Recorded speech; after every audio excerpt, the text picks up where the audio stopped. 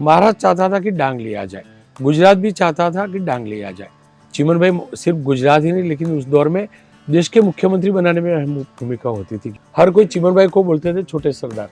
जब उनकी रैली होती थी छोटे सरदार का नारा लगता था कि कड़वा पाटीदार का यहाँ बच्चा जो पैदा होता है उनको गलथुथी में पहली जो बूंद रखी जाती है वो कमल के जूस की बूंद रखी जाती है।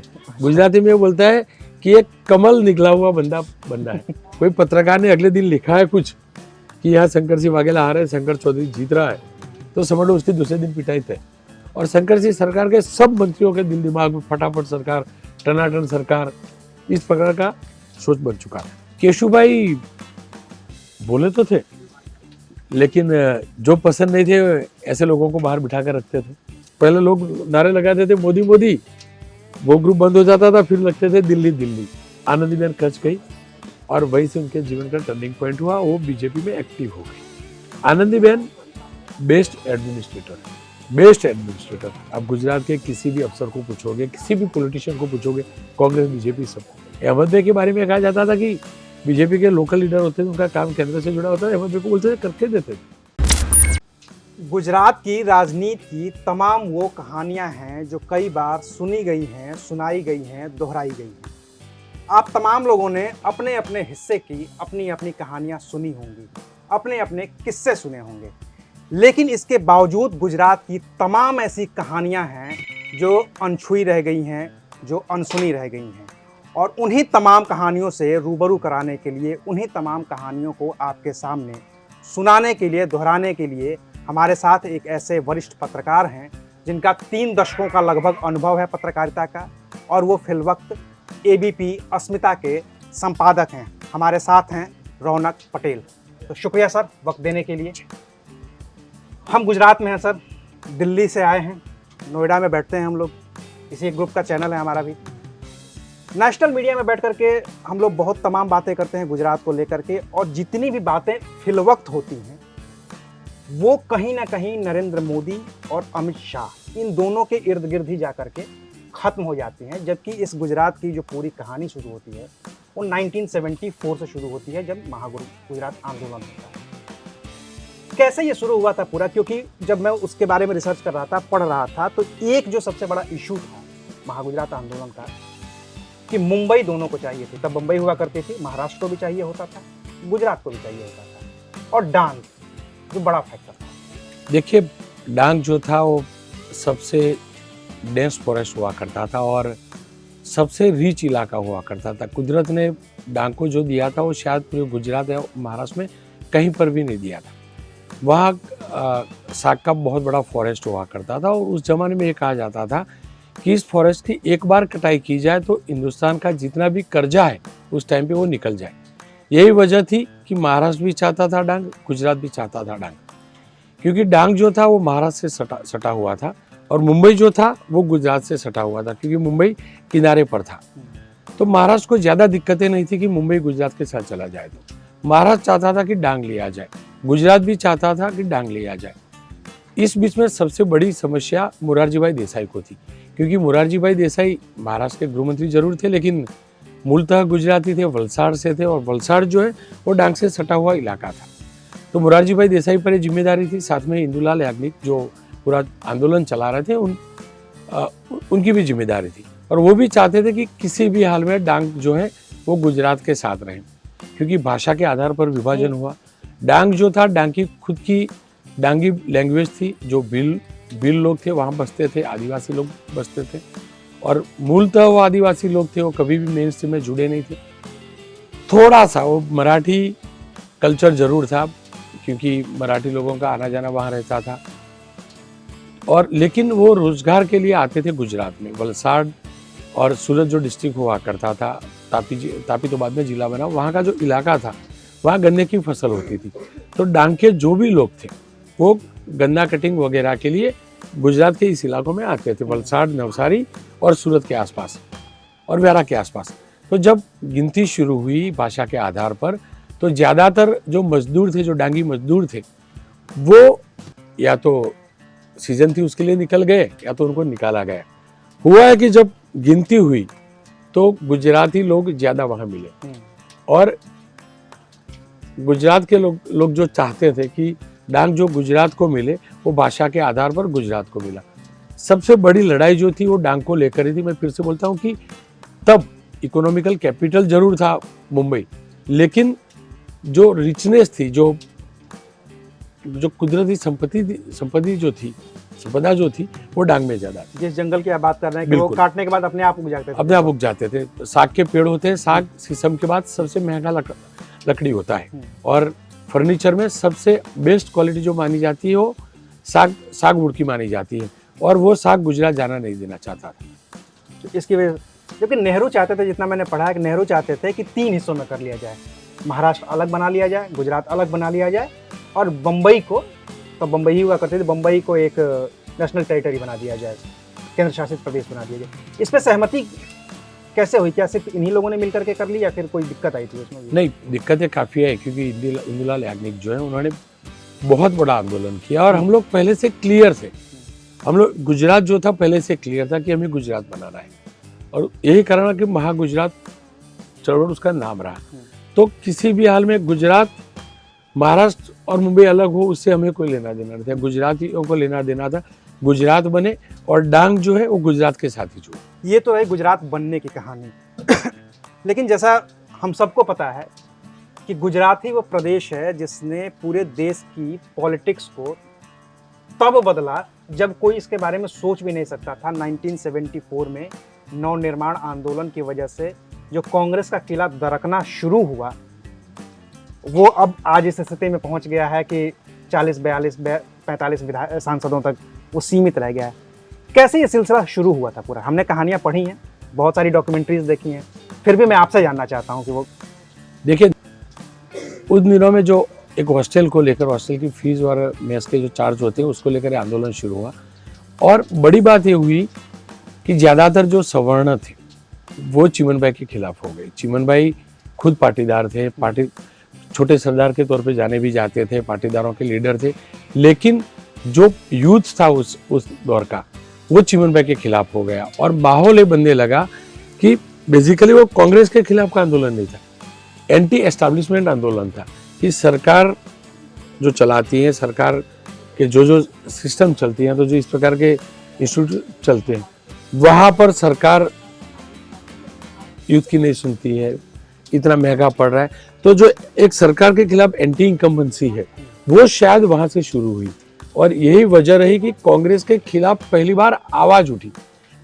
उस दौर में कांग्रेस के खिलाफ कोई बोलता नहीं था, क्योंकि ऑपोजिशन नहीं के बराबर था। बांग्लादेश बन चुका था, इंदिरा गांधी की लोकप्रियता में कोई कमी थी नहीं उस समय, और पहली बार सरकार के खिलाफ आवाज उठी, और उस आवाज जो दबी आवाज थी, 61 में गुजरात 60 में स्थापना हुई, तब से लेकर 1.5 दशक तक, 1 दशक तक जो कोई बोलता नहीं था वो लोग बोलना शुरू किया, और उसमें एडिशन होती रही, और एक के बाद एक ऐसी पॉलिटिकल सीक्वेंस हुई जिसका खामियाजा कांग्रेस को लगातार भुगतना पड़ा।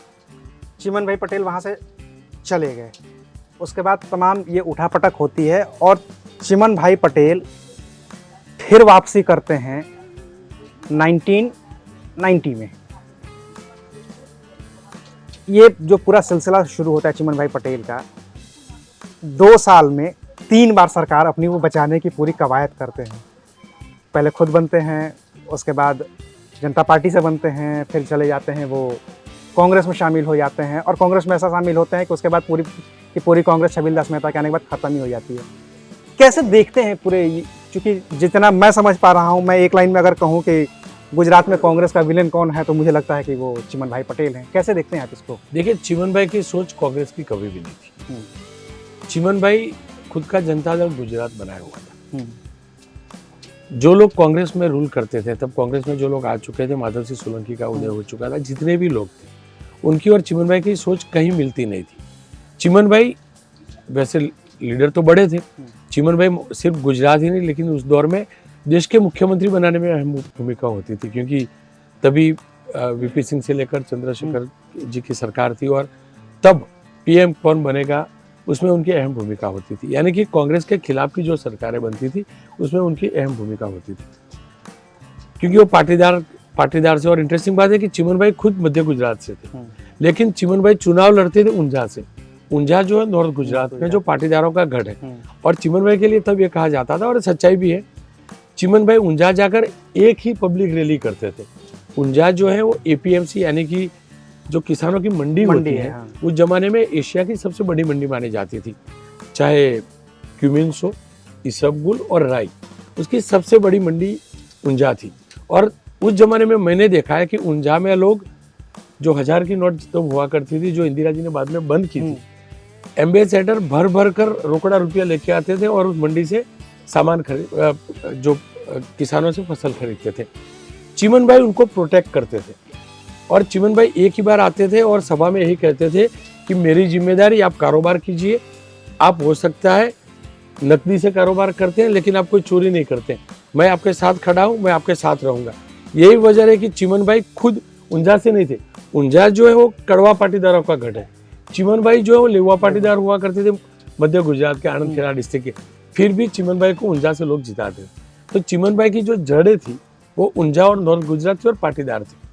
लेकिन उसी दौर में धीमे धीमे बीजेपी से जुड़े जो संगठन है, जनसंघ से लेकर हर कोई, वो धीरे धीरे मजबूत होने लगा। केशुभाई, काशीराम राणा, नरेंद्र मोदी, शंकर सिंह वाघेला, धीरे धीरे वो पॉलिटिकली बड़े हो रहे थे, उनका एक संगठन बन रहा था। और क्योंकि चारों अलग अलग जोन से थे, चिमन भाई का जो व्याप था वो नॉर्थ गुजरात था, लेकिन केशुभाई थे वो पाटीदार थे। चिमन भाई भी पाटीदार थे, केशुभाई सौराष्ट्र से थे। काशीराम राणा जो थे वो सूरत से थे, ओबीसी लीडर हुआ करते थे। और जो समुद्री पट्टा जो है, जो समुद्री पट्टी है, वहाँ ओबीसी बड़ी वोट बैंक हुआ करती थी।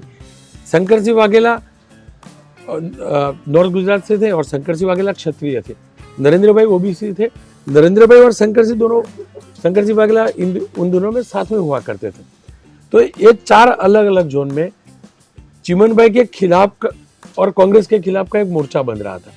और उसी दौरान जिस प्रकार से लोकसभा का चुनाव आया और मेहसाना की जो बैठक मिली, डॉक्टर ए के पटेल जी थे, और ए के पटेल को केंद्र सरकार में मंत्री बनाया गया, क्योंकि वाजपेयी जी की सरकार, उसके बाद में जब सरकारें बनी, विश्वनाथ प्रताप सिंह की सरकार में तो नहीं बने 98 में बने थे। उसके बाद वाजपेयी जी की सरकार में बने, क्योंकि वो पाटीदार भी थे। मेहसाना कड़वा पाटीदार का गढ़ हुआ करता था। मेहसाना की लोकसभा क्षेत्र के अंदर जितनी भी असेंबली सीट है वो सभी कड़वा पाटीदारों की हुआ करती थी। और सरकार के खिलाफ, कांग्रेस के खिलाफ एक माहौल बन चुका था। यही वजह रही कि पहली जो सीट है वो ए के पटेल की वहां से आई। और यही वजह रही कि बीजेपी का उदय हुआ, क्योंकि पहली लोकसभा मेहसाना से मिली। तो एक जो बड़ा सवर्ण और पाटीदार जो वोट बैंक था गुजरात भर का, उनको एक आशा नजर आई कि नहीं, कांग्रेस के खिलाफ बड़ा मोर्चा हो सकता है, कांग्रेस हार सकती है, क्योंकि पहली लोकसभा गुजरात में कांग्रेस हारी थी। तो वहां से धीरे धीरे जो है वो बीजेपी का उदय होने लगा। और राजनीति जो थी, गुजरात की राजनीति चिमन भाई तक, क्योंकि बीच में चिमन भाई ने बीजेपी के साथ मिलकर भी सरकार बनाई, केशुभाई के साथ मिलकर सरकार जरूर बनाई, लेकिन अगेन फिर से अलग सोच थी, क्योंकि केशुभाई गुजरात के लीडर थे, केशुभाई पाटीदारों के लीडर थे, केशुभाई बीजेपी के लीडर थे।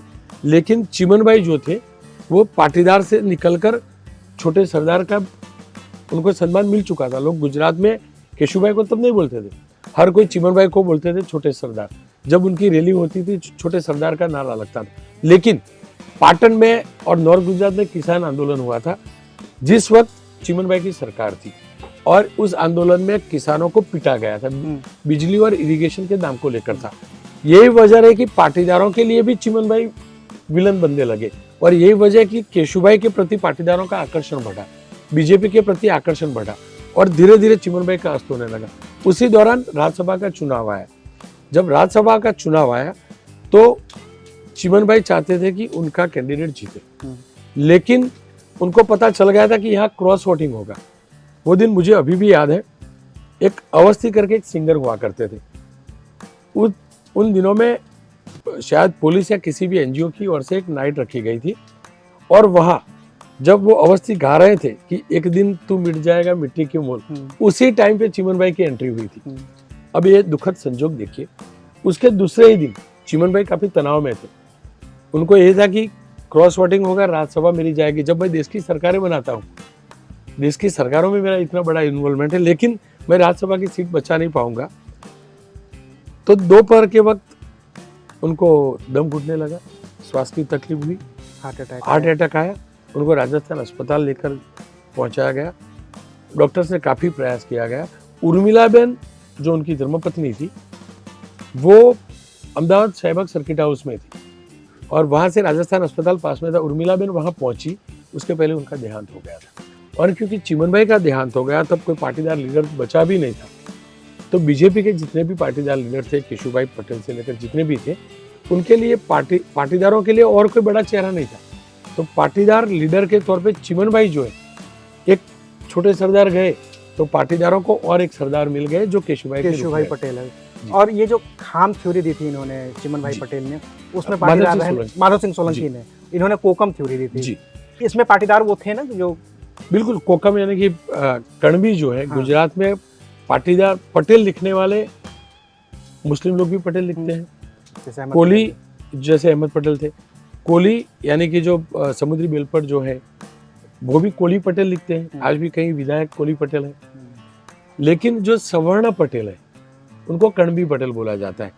कणबी पटेल में दो टाइप के हैं, एक कड़वा पटेल और एक लेवा पटेल। जो कड़वा पटेल है उनकी कुलदेवी जो है जो ऊंझा उमिया धाम उमिया मंदिर माना जाता है, और लेवा पाटीदार जो है उनकी खुडल धाम करके है जो खुड़ियार माता है। दोनों है एक ही, लेकिन दोनों की पॉलिटिकल सोच पहले से बटी रही है। कड़वा पाटीदार पहले से, क्योंकि ए.के. पटेल पहले सांसद थे, कड़वा पाटीदार थे। कड़वा पाटीदार पहले से बीजेपी के साथ रहे। हमारे में यह कहा जाता है नॉर्थ गुजरात में कि कड़वा पाटीदार का यहाँ बच्चा जो पैदा होता है उनको गलथुथी में पहली जो बूंद रखी जाती है वो कमल के जूस की बूंद रखी जाती है। गुजराती में बोलता है कि एक कमल निकला हुआ बंदा है, बच्चा जो है मतलब भाजपा का वोटर आ गया, कमिटेड बीजेपी का वोटर है। जबकि लेवा पाटीदार है वो कमिटेड उसके लिए नहीं है कि बीजेपी का जरूर है, केशुभाई के साथ रहा था। मतलब केशुभाई, लेवा पाटीदार की जो ज्यादा आबादी है वो सौराष्ट्र में है और केशुभाई सौराष्ट्र से थे।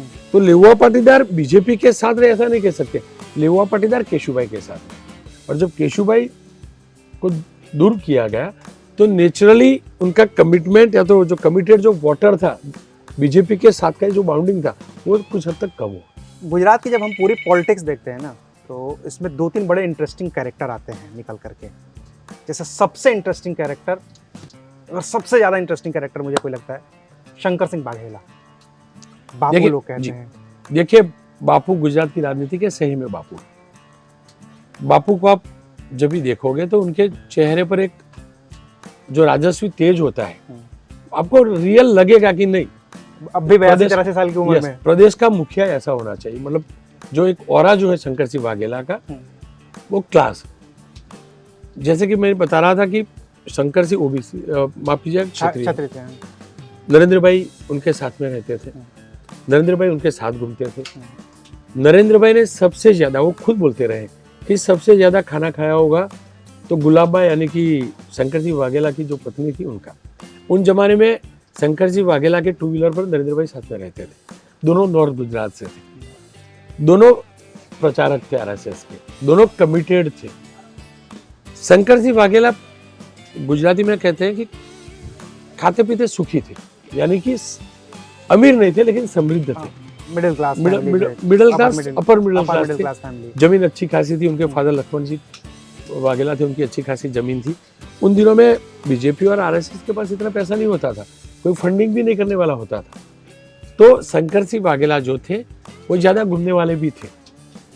शंकर सिंह वाघेला जो नींव रखने वाले, बीजेपी की गुजरात में नींव रखने वाले 4 लोग हैं, केशुभाई, काशीराम भाई, नरेंद्र भाई और शंकर सिंह वाघेला। उसमें कोई दो राय नहीं है कि सबसे बड़े शंकर सिंह वाघेला थे, क्योंकि शंकर सिंह वाघेला नॉर्थ गुजरात से थे लेकिन गुजरात भर में वो घूमते थे। केशुभाई पाटीदार थे लेकिन उस शुरुआत के दिनों में वो सौराष्ट्र तक सीमित थे। तो शंकर सिंह का एक और था, शंकर सिंह वाघेला को राज्यसभा में लेकर भी गए। शंकर सिंह वाघेला अटल बिहारी वाजपेयी जी के बहुत करीबी माने जाते थे। तो मैं 1 मिनट यहाँ रोकना चाहूँगा सर आपको। फिर ये जो शंकर सिंह वाघेला आप कह रहे हैं कि बीजेपी को स्थापित करने वाले में थे, 90 में जब जनता पार्टी की सरकार बनती है यहाँ पे और चिमन भाई पटेल वहाँ के मुख्यमंत्री बनते हैं, तो क्यों नहीं शंकर सिंह वाघेला को डिप्टी सीएम बना दिया गया, उसकी जगह पे केशुभाई पटेल ही डिप्टी सीएम बने उस गवर्नमेंट में? देखिए, क्योंकि पाटीदार वोटर ज़्यादा था और शंकर सिंह वाघेला के शुरुआत के दिनों में जो इंटरेस्ट था वो केंद्रीय राजनीति में था। अच्छा। ये वजह रही कि वो राज्यसभा के सदस्य भी बने थे और केंद्रीय नेतृत्व जो था उन दिनों में वाजपेयी जी, उनके मैंने जैसे बताया वो खास हुआ करते थे। तो उनके दिल दिमाग में हो सकता है मुख्यमंत्री बनने की अपेक्षा हरदम रही, उसमें कोई डाउट ही नहीं। लेकिन उनका लगाव केंद्र के साथ था और बीजेपी मानती थी कि पाटीदार जो है उनको अट्रैक्ट करना है, उनको अपील करना है तो केशुभाई की। और चिमन भाई के जाने के बाद केशुभाई को लोग केशुभाई नहीं बोलते थे, बापा बोलते थे। खुद नरेंद्र भाई भी बापा बोलते थे, काशीराम भाई भी बापा बोलते थे और शंकर सिंह भाई भी बापा बोलते थे।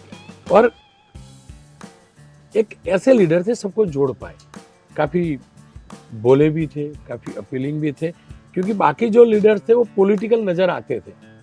कि नरेंद्र भाई तो पॉलिटिकल लीडर नजर आते थे, काशीराम भाई तो पॉलिटिकल लगते थे, शंकर से तो उनकी पॉलिटिकल एम्बिशन दिखती थी वाघेला की।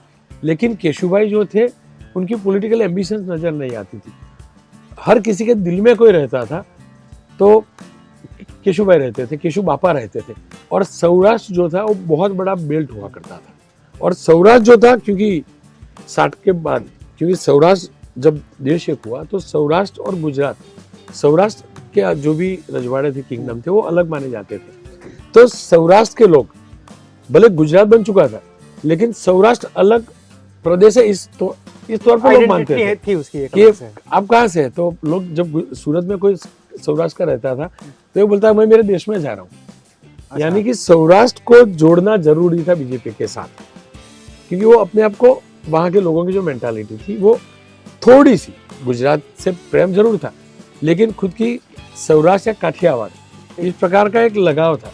तो उसको जोड़ने के लिए केशुभाई को आगे किया। उसमें नेशनलिज्म जो एक होता है, जो भाजपा का जो शुरुआती एजेंडा भी था, बिल्कुल, और उसके चक्कर में केशुभाई पटेल आते हैं। आगे केशुभाई पटेल आते हैं मुख्य, और शंकर सिंह वाघेला आते हैं। लेते छबीलदास मेहता को हटा करके 95 में भारतीय जनता पार्टी पहली बार यहाँ सत्ता में आती है। और फिर वो होता है जो पॉलिटिकल ड्रामा जो शायद ही कहीं और हुआ हो। देखिए, शंकर सिंह वाघेला विधायकों को लेकर के मध्य प्रदेश चले जाते हैं।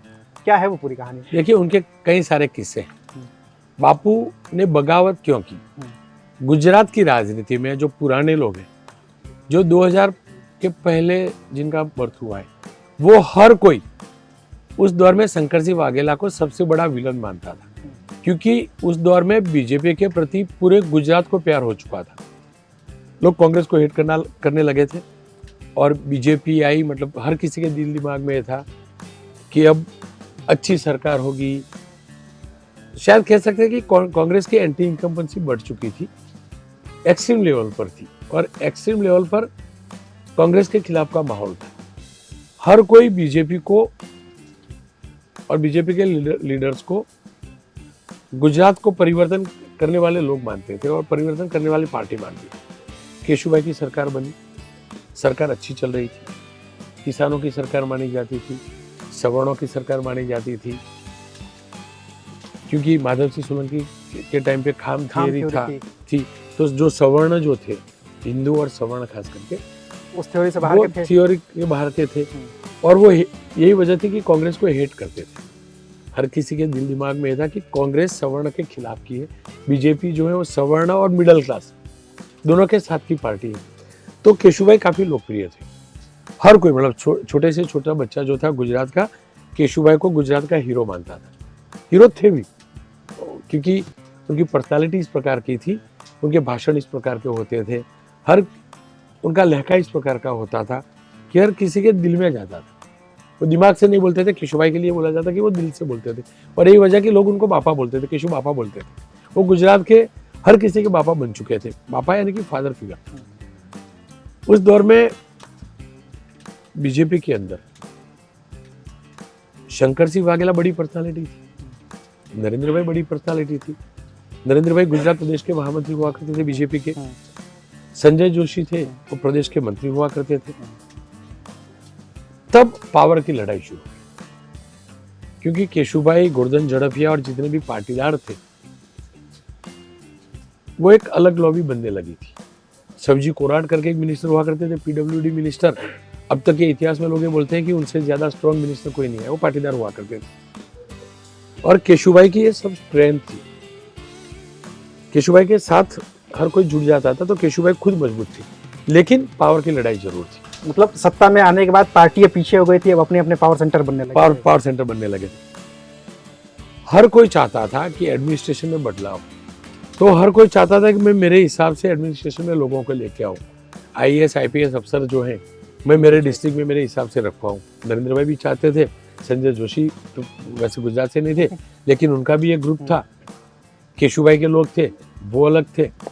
और उस दौरान केशुभाई के लिए बोला जाता था कि काफी बोले हैं, लेकिन उनका बेटा और उनका दामाद, बेटा प्रवीण भाई थे और दामाद जो थे वो डॉक्टर थे, वो दोनों सरकार चलाते। इस प्रकार का माहौल बन चुका था कि सरकार जो है मयूर देसाई थे उनके दामाद और प्रवीण ये चलाते हैं। तब प्रवीण पटेल केशुभाई का बेटा, मयूर देसाई, बिमल शाह हुआ करते थे ट्रांसपोर्ट मिनिस्टर, बिमल शाह तो यंग थे। ये सब लोगों का एक ग्रुप बन गया था और चर्चा ये बात की शुरू हुई थी कि कोई भी तबादले करवाने हैं तो ये लोग करवाते हैं, कुछ भी है, क्या होता था किसी को मालूम नहीं, लेकिन इस प्रकार की चर्चा शुरू हुई। शंकर सिंह वाघेला काफी दुखी रहते थे कि मेरा कुछ चलता नहीं है, मैंने खड़ा किया है। काशीराम राणा भी दुखी रहते थे कि हम लोगों की भी भूमिका थी, लेकिन हमारा कुछ नहीं चल रहा है। चर्चा इस बात की भी थी कि नरेंद्र भाई और संजय जोशी भी चलाते हैं, केशुभाई को ड्राइव करते हैं। तो इस दौरान केशुभाई धीरे धीरे इतने इफिशिएंट नहीं है, इस प्रकार का माहौल बनने लगा। या तो लोगों के दिल में है, लेकिन पार्टी का एक बड़ा वर्ग जो है उनसे दुखी है, इस प्रकार का माहौल अपने आप बनने लगा। हुआ है कि शंकर सिंह वाघेला के साथ मेहसाना से बलोल के वतनी थे, विधायक हुआ करते थे आत्माराम मगन पटेल, बीजापुर के विधायक थे। पाटीदारों के, नॉर्थ गुजरात के कड़वा पाटीदारों के बड़े लीडर थे। और क्योंकि केशुभाई जो थे वो पाटीदार थे, कड़वा पाटीदार की अलग एक धरी बनी हुई थी। आत्माराम पटेल पहली बार विधायक बने थे। आत्माराम पटेल बहुत बड़े लीडर थे और आत्माराम पटेल कोऑपरेटिव सेक्टर में बड़े थे। मेहसाना डिस्ट्रिक्ट के चेयरमैन थे, APMC, गुजको मासूल, जितनी भी सहकारी मंडलियां थी किसानों की, और बहुत प्रामाणिक छवि रखने वाले लीडर, बहुत प्रामाणिक, मतलब एक आइकॉनिक फेस हुआ करते थे पाटीदारों के नॉर्थ गुजरात से। तो शंकर सिंह वाघेला नॉर्थ गुजरात से थे, आत्माराम काका नॉर्थ गुजरात से थे। तो दोनों ने मिलकर तय किया कि अब बहुत हो चुका।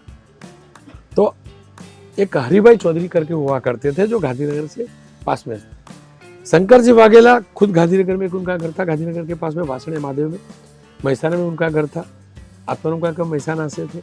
तो लोगों ने मीटिंग किया, क्योंकि 121 विधायक थे और सरकार बनाने के लिए बीजेपी कांग्रेस का सपोर्ट भी लेते थे, तो 92 करने थे, तो 40-44 की जरूरत थी। तो शुरुआत में ये लोगों ने एक हरिभाई चौधरी करके शंकर सिंह वाघेला के दोस्त हैं जो गांधीनगर के पास में चराड़ा है, तो उनके खेत में उन्होंने पहला कैंप लगाया। गुजरात की राजनीति में इस प्रकार के कैंप नहीं होते थे। अब रिसोर्ट पॉलिटिक्स होता है, उस जमाने में रिसोर्ट पॉलिटिक्स नहीं होता था। तो पहला कैंप वहां लगा उनके खेत में कैंप लगा, टेंट बनाए गए और 44 MLA जो थे वो और शंकर सिंह वाघेला के समर्थक, कुल मिला के 100 लोग थे। 100 लोगों का कैंप लगा वहां। फिर ये लोगों ने आवाज उठाना शुरू किया। तब एक बहुत बड़े उद्योगपति थे, वो बापू को बैक करते थे, क्योंकि ज्यादा पैसा तो था नहीं उन दिनों में, और सच्चाई ये भी थी कि बीजेपी के लीडर्स उस जमाने के केशुभाई हो, नरेंद्र भाई हो, काशीराम भाई हो, ये सिर्फ पार्टी और संगठन के लिए काम करते थे। किसी का पैसे का नहीं था। एक अलग सोच बनानी है, कांग्रेस से अलग लोग हैं, अलग सरकार है, उसी दिशा में काम चल रहा था।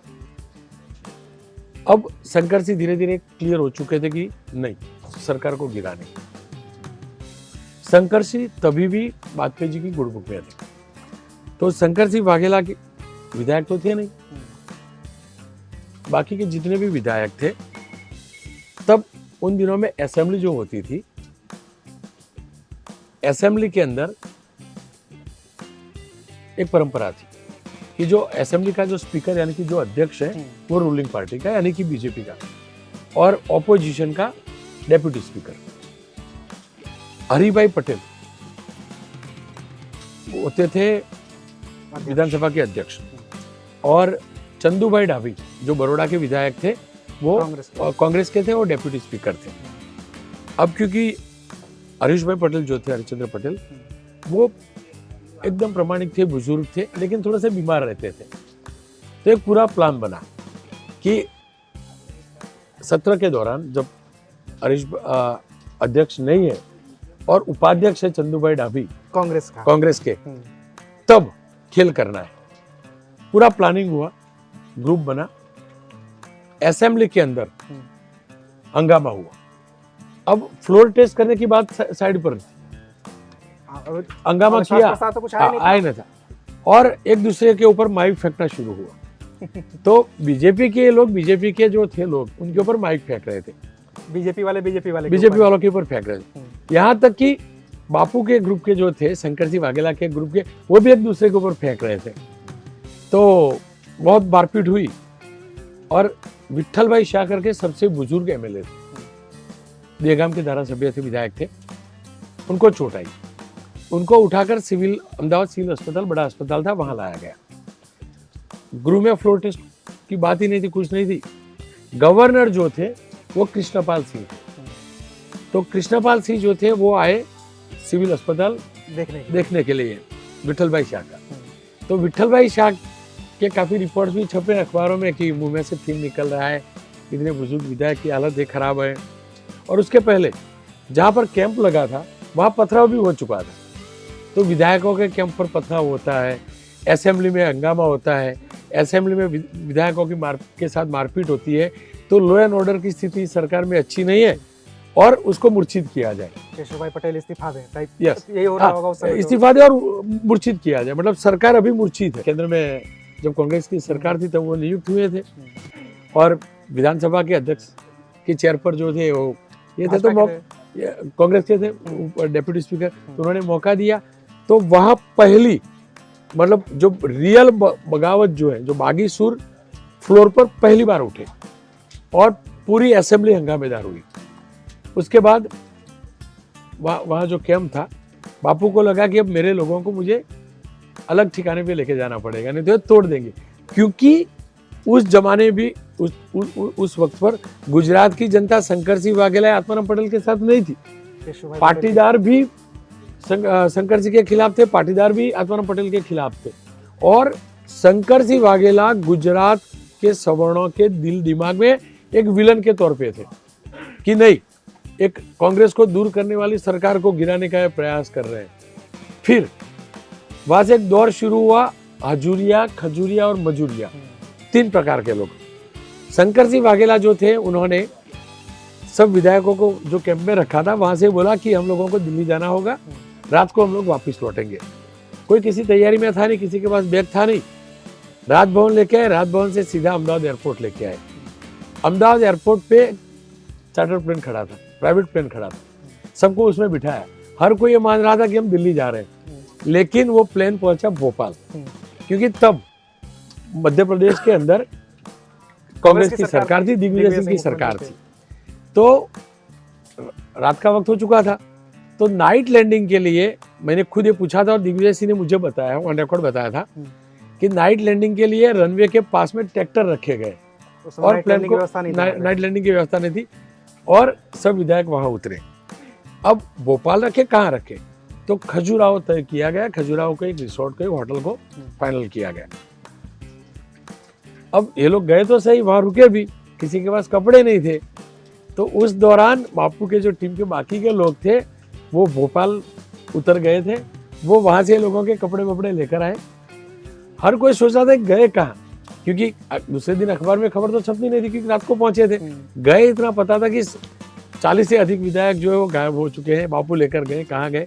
फिर धीरे धीरे खबरें आने लगी कि वो खजुराहो गए, दिग्विजय ने उनको मदद की। यानी कि तब तय हो चुका था कि बापू के साथ अब कांग्रेस का बाउंडिंग हो चुका है, तभी तो मदद करते। वहां रहे उमा भारती जी को, क्योंकि मध्य प्रदेश से थी, अटल जी ने सूचना दी। अटल बिहारी वाजपेयी जी की सूचना पर उमा भारती वेश बदलकर, पहनावा बदलकर, कि वो तो सादगी थी, वहां रिसोर्ट में गई, शंकर सिंह वाघेला को मिली, बापू से बात करवाया, वाजपेयी जी से बात करवाया, और वाजपेयी जी ने बोला कि पार्टी इस प्रकार से टूटनी नहीं चाहिए, जो भी है एक बार बैठकर बात करनी चाहिए। और शंकर सिंह वाघेला उन दिनों से लेकर अटल जी जब तक रहे तब तक अटल जी की शब्द जो है उनके लिए पत्थर की लकीर हुआ करती थी। तो शंकर सिंह वाघेला सबको लेकर वापस आए अहमदाबाद एयरपोर्ट पर। वाजपेयी जी भी आए, वाजपेयी जी और शंकर सिंह वाघेला की मीटिंग हुई। 3 शर्तें रखी। शर्त ये थी कि भले आप मुझे मुख्यमंत्री बनाओ न बनाओ, केशुभाई को हटाओ, और हर किसी को पसंद हो ऐसे मुख्यमंत्री को तय करो। दूसरी तबादलों को लेकर थी कि जो भी सरकार होगी उसमें। तीसरी नरेंद्र भाई जो है उनको गुजरात से दूर करो। तो नरेंद्र भाई के जीवन का भी बड़ा टर्निंग पॉइंट वही रहा कि गुजरात के बाहर निकले, हिमाचल प्रदेश का प्रभार दिया गया उन्हें, और हिमाचल प्रदेश में पहली सरकार गठबंधन के साथ वहां बनाने में कामयाबी मिली। तो उनकी जो संगठन शक्ति है वो वहां सामने आई। लेकिन यहाँ पर समाधान हो गया, सब कुछ हो गया। सुरेश मेहता को सरकार में मुख्यमंत्री बनाया गया। सुरेश भाई मेहता जो थे, वो जो 3 ग्रुप थे, हजूरिया यानी कि प्योर केशुभाई के साथ में जो थे उनको हजूरिया बोला गया कि वो जी हजूरी करते हैं, ऐसा करके हजूरिया बोला गया कि उनके ऊपर दमन होता है फिर मौन है, तो उनको हजूरिया बोला गया। खजूरिया यानी कि जो खजुराहो गए उनको खजूरिया बोला गया। और मजूरिया यानी कि उनको दोनों से कोई लेना देना नहीं है, मजदूरी करनी है पार्टी के लिए, उन्हें मजूरिया बोला गया। सुरेश मेहता, जयनारायण भाई व्यास, ये सब उन्हीं पैकी के एक लोग हुआ करते थे। तो नई सरकार बनी, सब कुछ ठीक चलने लगा। अब लगने लगा कि नहीं, अब बीजेपी नहीं टूटेगी, बापू शांत रहेगी। अब लोकसभा का चुनाव आया। जब लोकसभा का चुनाव आया तो शंकर सिंह वाघेला जो थे, क्योंकि मैंने पहले भी बताया कि उनकी एक अपेक्षा केंद्र की भी थी और तब तो केंद्र में सरकार भी बनने लगी थी। तो शंकर सिंह वाघेला गोधरा से बीजेपी की टिकट पर खड़े रहे। उनके खिलाफ थे शांतिभाई पटेल। तो कांग्रेस और शांतिभाई पटेल की जितनी भी रैली हुई, जितनी भी मीटिंग होती थी, जितने भी बयान आते थे, कहीं पर भी शंकर सिंह वाघेला के खिलाफ शांतिभाई पटेल एक शब्द तक नहीं बोलते थे। लेकिन शंकर सिंह वाघेला को ये भनक लग गई थी कि मुझे खुद बीजेपी के कुछ लोग हराने का प्रयास कर रहे हैं। और तब वीएसपी से जुड़े लोग, क्योंकि बीजेपी वीएसपी का बहुत बहुत जबरदस्त बाउंडिंग था, मतलब दोनों एक ही थे। अभी भी है, लेकिन तब का बाउंडिंग कुछ ज्यादा ही था, कुछ ज्यादा ही आंदोलन शुरुआत के दिनों थे। और हिंदुत्व वाली बात करने वाली एक ही पार्टी थी, कांग्रेस हिंदुत्व विरोधी, इस प्रकार से ये पार्टी खड़ी हुई थी। तो सॉलिड बाउंडिंग था। तो शंकर सिंह वाघेला को लगने लगा कि यही लोगों के चल के मुझे हराने का प्रयास किया जा रहा है। हुआ भी ऐसा। जब नतीजे आए तो मुझे याद है कि 2000 या 2400 वोट से शंकर सिंह वाघेला हार गए। उसके बाद में तालुका पंचायत, डिस्ट्रिक्ट पंचायत के चुनाव हुए, तो वहां पर भी जो सूची बनती थी तो शंकर सिंह वाघेला की ओर से जो नाम जाते थे, समझ लो गांधीनगर, तो गांधीनगर शंकर सिंह वाघेला का खुद का गढ़ था, उनके खुद के लोग थे। तो उनको टिकट नहीं मिलती थी। जो लोकल बॉडी इलेक्शन होते थे उनको टिकट नहीं मिलती थी। तो फिर ऐसे ही होता था, जो खजुराहो गए थे उनके साथ, तो लोगों को लगा नहीं बहुत अब जाती हो रही है, ठीक है, तो वो लोगों ने फिर से कैंप लगाया और वो आखिरी और बड़ी बगावत थी। शंकर जी क्लियर हो चुके थे, आत्माराम पटेल क्लियर हो चुके थे कि नहीं, अब पार्टी को टूटना है तो टूटे, हम किसी के हाल में समाधान नहीं करेंगे और हम कुछ नया करेंगे, सरकार खुद की बनाएंगे। तो शंकर सिंह की अगुवाई में ये 42-44 जो विधायक थे वो क्लियर हो चुके थे, क्लियर कि हमें अलग होना ही होना है। और वो ये भी जानते थे कि हम विलन हैं, लोगों के जो मतदाता हैं, क्योंकि उन्होंने बीजेपी को चुना था। और 121 सीट मिलना बहुत बड़ी बात थी और केशुभाई की लोकप्रियता भी एक्सट्रीम थी। फिर हुआ है कि सब कुछ तय हो चुका, सरकार जो थी के मुर्शिद हो चुकी थी यहाँ पर, और शंकर सिंह वाघेला के जो लोग जो थे, कांग्रेस की सरकार थी, गवर्नर कांग्रेस अपॉइंटेड थे। शंकर सिंह वाघेला के कैंप था उनके खिलाफ, यहाँ पर केशुभाई के खिलाफ था। केशुभाई अपने विधायकों को लेकर दिल्ली गए, पार्टी आलाकमान को मिले। तो पार्टी आलाकमान ने बोला कि हमारे सामने विधायकों को खड़ा रख के फायदा नहीं है, आपको गिनती करवानी है तो राष्ट्रपति जी के पास जाइए। तो प्रेसिडेंट हाउस गए, लेकिन राष्ट्रपति भवन से उनको भेजा गया कि आप स्टेट का मामला है, गवर्नर के पास आप गवर्नर के पास जाइए। तो गवर्नर के पास जब ये गए, वहां बैठे, काफी देर तक बैठे रहे, लेकिन उसके पहले सीताराम केसरी हुआ करते थे कांग्रेस के अध्यक्ष, राष्ट्रीय अध्यक्ष।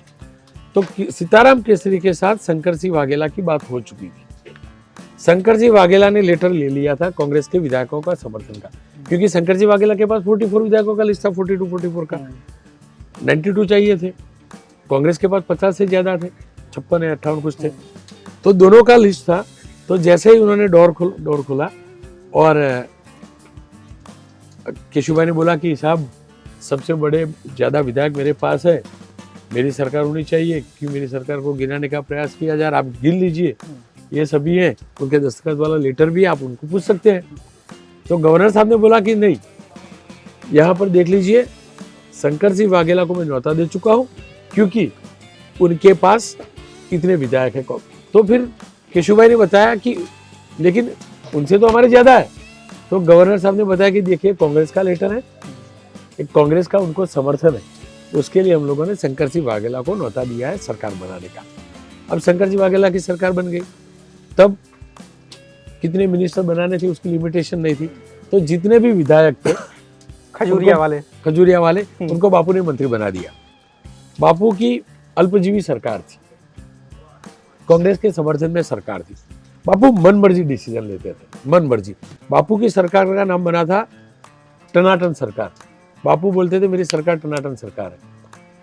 बिजली का बिल माफ करना है ग्राम पंचायतों का, बापू ने बोल देते कल से माफ तो माफ, क्योंकि तब उन दिनों में जो हालत हुए थे तो कोई मुखिया बनने के लिए तैयार नहीं होते थे, ग्राम पंचायत कर्जे में चल रही थी। एक दिन में बापू ने सबका बिल माफ कर दिया। बापू चाहते थे, उनका डिसीजन पावर तो था ही, लेकिन वो लोकप्रियता भी चाहते थे कि लोगों के दिल में भी मैं आऊं, क्योंकि वो विलन तो बन चुके थे। लेकिन डिसीजन पावर जबरदस्त था, एडमिनिस्ट्रेशन पावर जबरदस्त था, दमखम वाली सरकार थी। विपुल चौधरी जो मेहसाना से थे, वो उनके होम मिनिस्टर हुआ करते थे, ऊर्जा मंत्री थे। एक दिन में क्लियर कर दो, सबको बुलाते थे, अफसरों को, बाबुओं को, सब बाप। ऐसे ही डिस्ट्रिक्ट डिवाइडेशन का बड़ा मुद्दा हुआ करता था।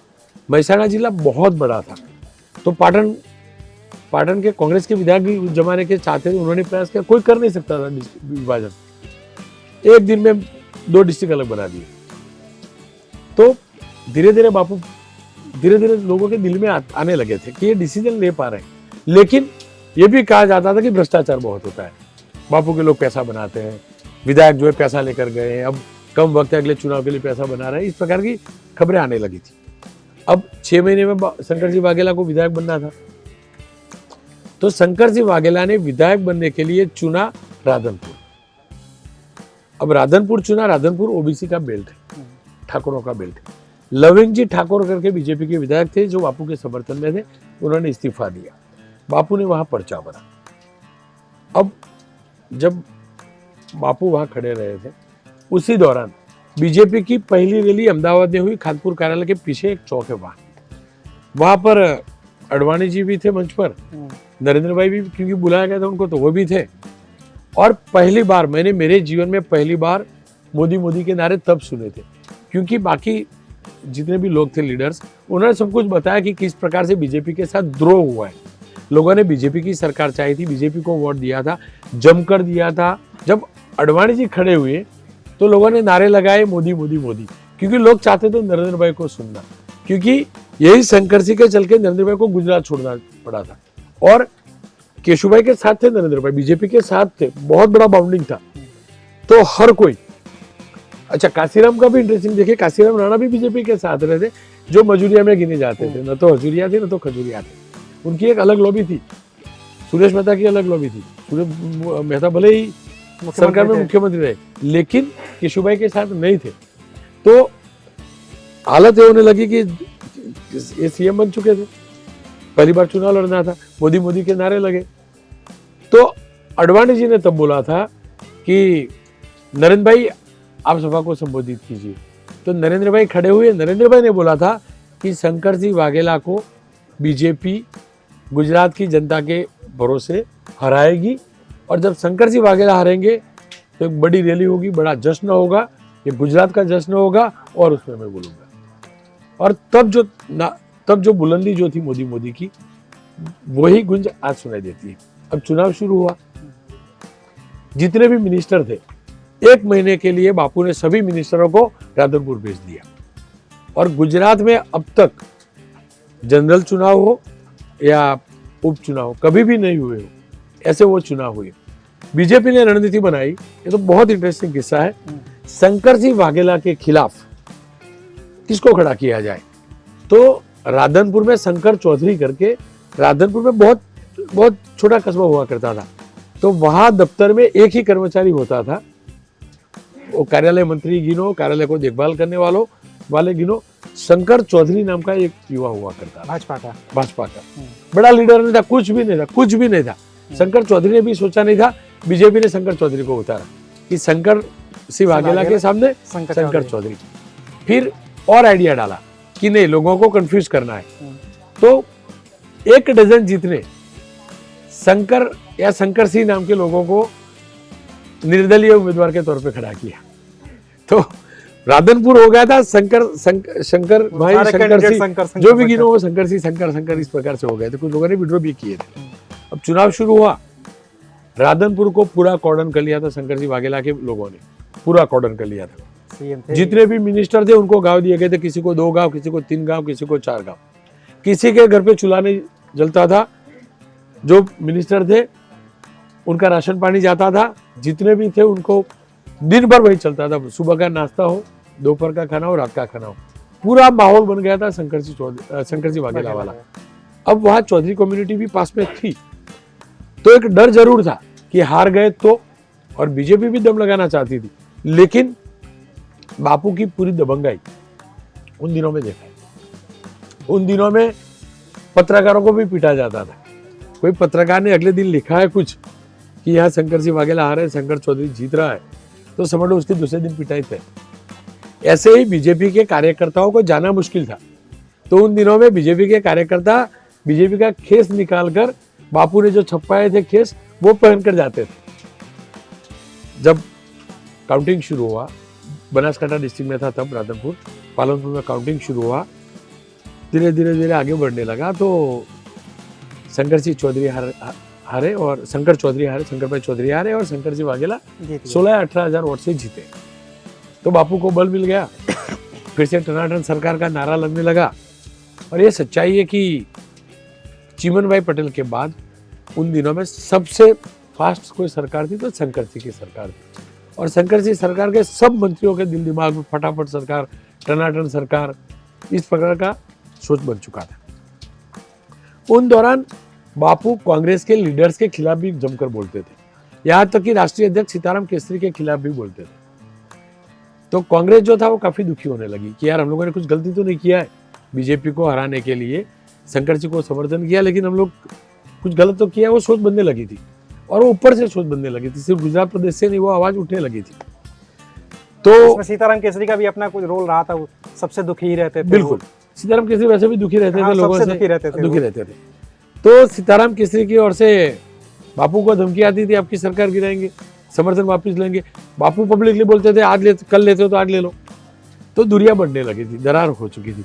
बीजेपी सिर्फ देख रही थी तमाशा पॉलिटिकल, बीजेपी का और कोई भूमिका नहीं था। संगठन को और मजबूत कर रहे थे, जितने भी लीडर थे, केशुभाई वगैरह, सब कुछ मिलाकर, क्योंकि उनको मालूम था कि जब भी चुनाव होंगे क्या होगा। लेकिन उन दौरान फिर एक कॉम्प्रोमाइज हुआ। कॉम्प्रोमाइज, बापू की लॉबी, बापू ने खुद की पार्टी भी बना दी थी, ठीक है। अब बापू एक साइड मजबूत होने का प्रयास कर रहे थे, अपने जड़ें जमा रहे थे, दूसरी ओर ये लोग उनसे विड्रॉ करना चाहते थे। तो कॉम्प्रोमाइज हुआ।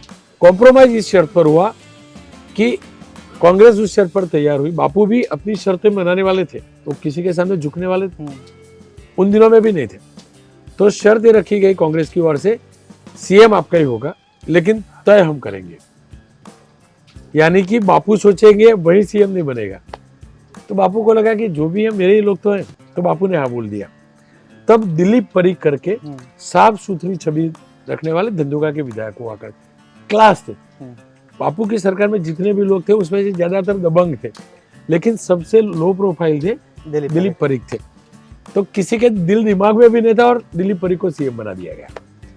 अब दिलीप परीख जब सीएम बने तो बापू को ये लगने लगा कि अब जब लोकसभा के चुनाव आते हैं उसके साथ में गुजरात का चुनाव करवा दो, 98 वाला। हाँ, तो बापू ने अपनी पार्टी का जो गठन किया था उसके नाम पे चुनाव का प्लान कर लिया। अब वो करने की और एक वजह ये भी थी कि जो पाटीदार थे बापू की सरकार में, चाहे आत्माराम भाई हो, किन्नर भाई हो, राघवजी भाई, वो धीरे धीरे बीजेपी के लोगों के संपर्क में आ रहे थे। वो बापू को पता चल गया था।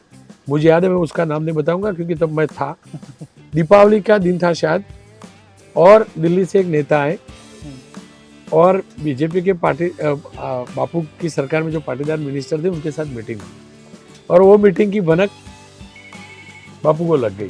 तो बापू समझ गए थे अब पाटीदार एमएलए जो है, जो मिनिस्टर में बना चुका हूँ, वो छटक जाएंगे।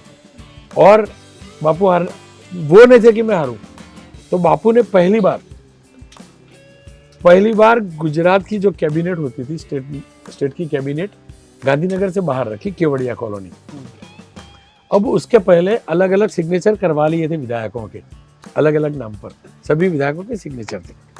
केवड़िया कॉलोनी पहली कैबिनेट हुई।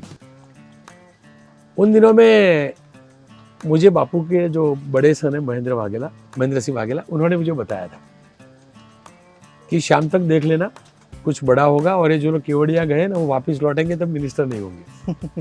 तो उसमें से मैं तो पत्रकार नहीं हुआ करता था, महसाना से था, उस नाते पहचानते थे। तो तब मैंने एक दो लोगों को बताया था कि बापू के बेटे तो ये बता रहे हैं कि जब वापस लौटोगे आप मिनिस्टर नहीं होंगे। तो जैसे ही कैबिनेट पूरी हुई तो उनमें से एक दो मिनिस्टर ने मुझे फ़ोन किया, यार आपने तो ऐसा बताया, हम लोग तो पैनिक में आ चुके थे, ऐसा कुछ हुआ नहीं। फिर मैंने महेंद्र सिंह को फ़ोन किया कि आप तो ऐसा बता रहे थे कि ये मिनिस्टर जब लौटेंगे तो मिनिस्टर नहीं होंगे। तब सरकार की जो गाड़ी होती थी, देऊ मोटर की CLO गाड़ी होती थी। अच्छा। तो महेंद्र भाई ने बोला कि जितने भी तुम्हारे पहचान वाले या जानते हो, जो तुमसे कम्युनिकेशन रखते हो, उनको बुला लो। अहमदाबाद के बॉर्डर पर नरोड़ा आता है, नारोल आता है, वहाँ पहुँच जाए, उनकी सरकारी गाड़ी भी छीन ली जाएगी क्योंकि वो मिनिस्टर नहीं हुए।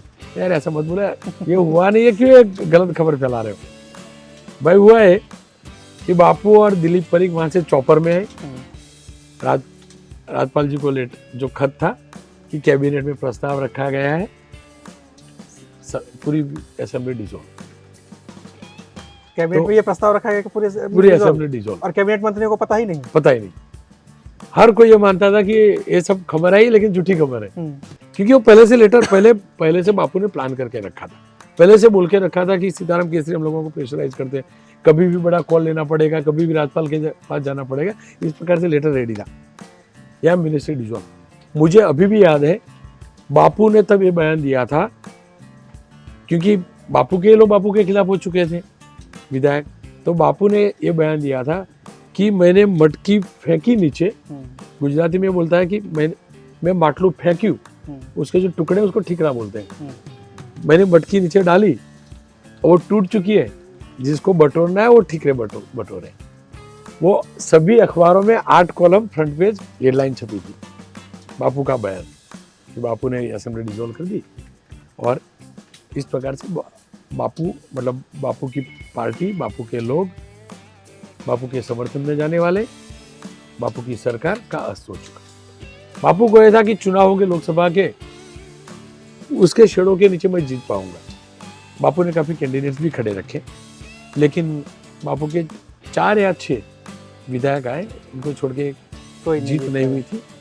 बापू ने जितने भी पाटीदार थे उनमें से कई लोगों को टिकट भी नहीं दिया था अपनी पार्टी का, क्योंकि बापू जान चुके थे कि ये पाटीदार छिटक रहे हैं। और उनकी तो हालत हो चुकी थी कि न तो वो बीजेपी के रहे, न तो बापू के रहे, तो वो निर्दलीय रहे।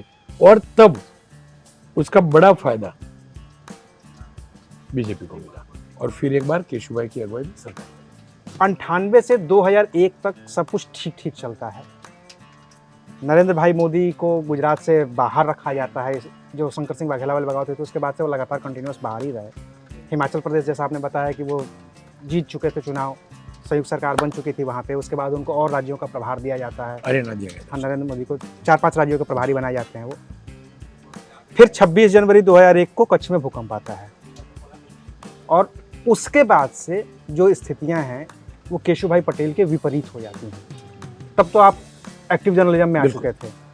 क्या हुआ था उस समय? देखिए, सरकार बनने के बाद केशुभाई के खिलाफ छुपी आवाज उठने लगी थी।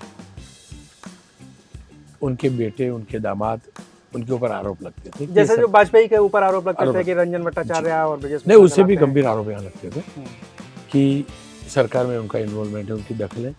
और कुछ मिनिस्टर भी जो थे तब, वो प्रवीण पटेल और मयूर देसाई के संपर्क में थे। ये सच्चाई। लेकिन ये कहना कि वो सरकार चलाते थे, ऐसा भी नहीं। लेकिन इस प्रकार का माहौल बन चुका था कि केशुभाई की सरकार ये लोग चलाते हैं, तो कुछ लोग दुखी भी थे। केशुभाई बोले तो थे, लेकिन जो पसंद नहीं थे ऐसे लोगों को बाहर बिठा कर रखते थे, चाहे मंत्री हो, विधायक हो, पार्टी के बाहर बिठा कर रखते थे। तो धीरे धीरे पार्टी में ही एक आवाज उठने लगी थी केशुभाई के खिलाफ। फिर धीरे धीरे, क्योंकि बापू की सरकार में भ्रष्टाचार के आरोप लगते रहे, लेकिन फास्ट सरकार सबने देखी थी, तो उसके साथ कंपेयर होने लगे कि केशुभाई बड़े डिसीजन नहीं ले पा रहे, सरकार स्लो हो चुकी है, शिथिल हो चुकी है। इस प्रकार के धीरे धीरे आरोप लगते थे। ऐसे में ही अर्थक्वेक आया। अर्थक्वेक किसी ने सोचा भी नहीं था।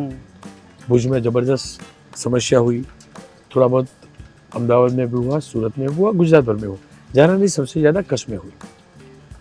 जब पुनर्वसन का रिहेबिलिटेशन का काम था, केशुभाई गए। केशुभाई ने बोला कि मैं दुखी हूँ, सब कुछ हुआ, बड़ा मुद्दा भी बन चुका था, पुनर्वसन हो भी रहा था, क्योंकि तब आरएसएस बहुत मजबूत, आरएसएस के लोग थे, मजबूताई के साथ सेवा में जुटे हुए थे। तो सच्चाई, गुजरात को काफी बदनाम किया गया, लेकिन सच्चाई ये कि बहुत काम किया था। जितनी भी आपदा आई, आरएसएस को लोगों ने काम किया था, हमेशा किया है ये हमेशा तो, किया है। इसमें तो कोई बुराई नहीं है। ठीक ठाक हो रहा था, लेकिन आपदा इतनी बड़ी थी कि तुरंत तो खड़ा नहीं हो सकता था। तो धीरे धीरे होने लगा कि नहीं, केशुभाई अनएफिशिएंट है, उनकी सरकार अनएफिशिएंट है। इस प्रकार का माहौल बनने लगा। उसी दौरान डिस्ट्रिक्ट पंचायत में शायद 1 या 2 डिस्ट्रिक्ट पंचायत लोग हारे। साबरमती और एक और थी असेंबली, उसके बाई इलेक्शन हुए, वो भी हार जो गए। बीजेपी का गढ़ हुआ करता था वो हारे। तो केशुभाई को हटाने जो चाहते थे वो लोगों को मौका मिल गया। अब अडवाणी जी जो थे वो गुजरात में ज्यादा दिलचस्पी भी लेते थे, अटल जी भी लेते थे। तो ये लोगों को लगने लगा कि हम जहां से शुरू हुए वहां वीक हो जाएंगे तो देश भर में मैसेज गलत जाएगा। मैसेज गलत जाएगा, और जो स्ट्रॉन्ग स्टेट है वो आज से जाना नहीं चाहिए। शायद कुशाभाऊ ठाकरे हुआ करते थे तब, हाँ, उस समय राष्ट्रीय अध्यक्ष हुआ करते थे। उनके जरिए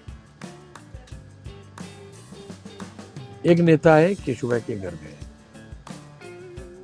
अच्छा, उस बीच केशुभाई के कुछ मिनिस्टरों के साथ भी क्लैश होने लगे थे। समझ लो जयनारायण व्यास, ये अर्थक्वेक के ठीक पहले जयनारायण व्यास, तो जयनारायण व्यास नर्मदा के मिनिस्टर थे।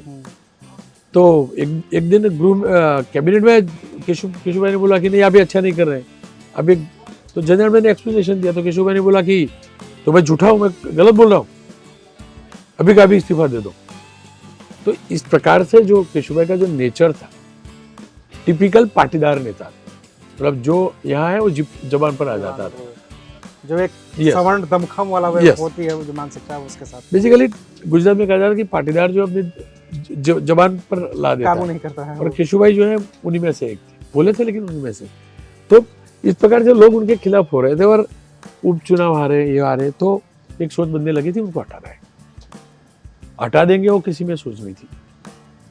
तो दिल्ली से मैसेज आया, एक बड़े दिग्गज नेता केशुभाई के घर गए।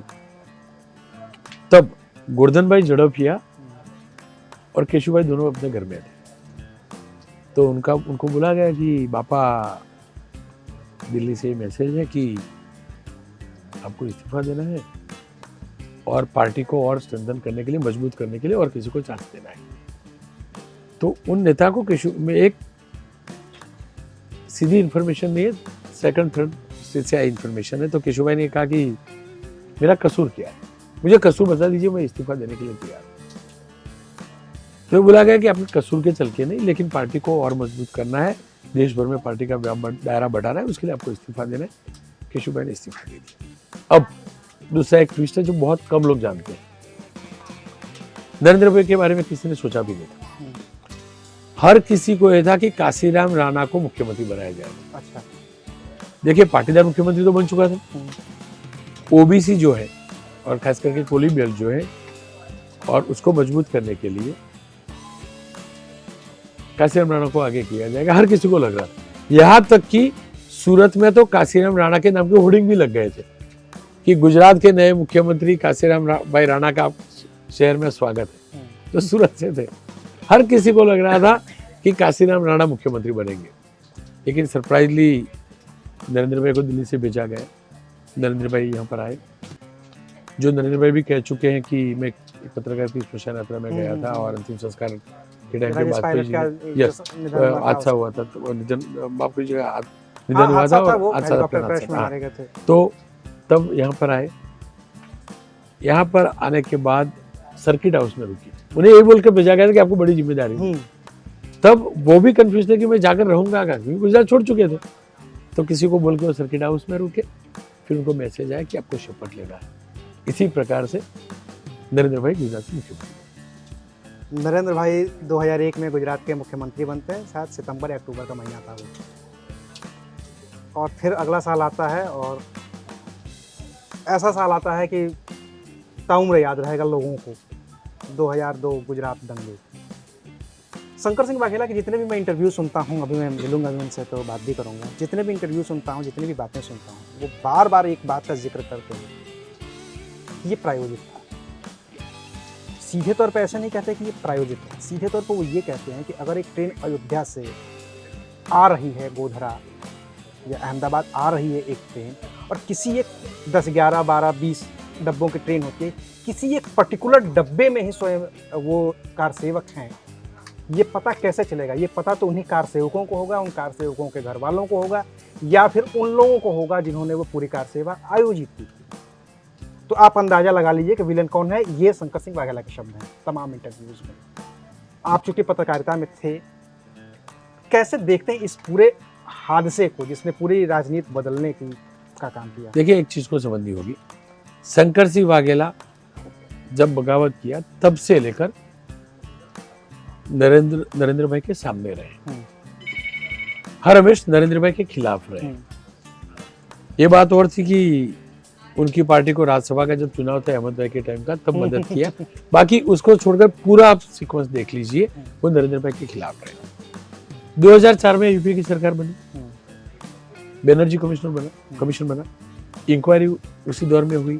लालू यादव रेलवे मिनिस्टर हुआ करते थे, ये भी मंत्री बनाए गए थे। शंकर सिंह वाघेला मिनिस्टर हुआ करते, टेक्सटाइल मिनिस्टर हुआ करते शुरुआत के दिनों में। दिग्गज नेता भी थे, गुजरात से थे।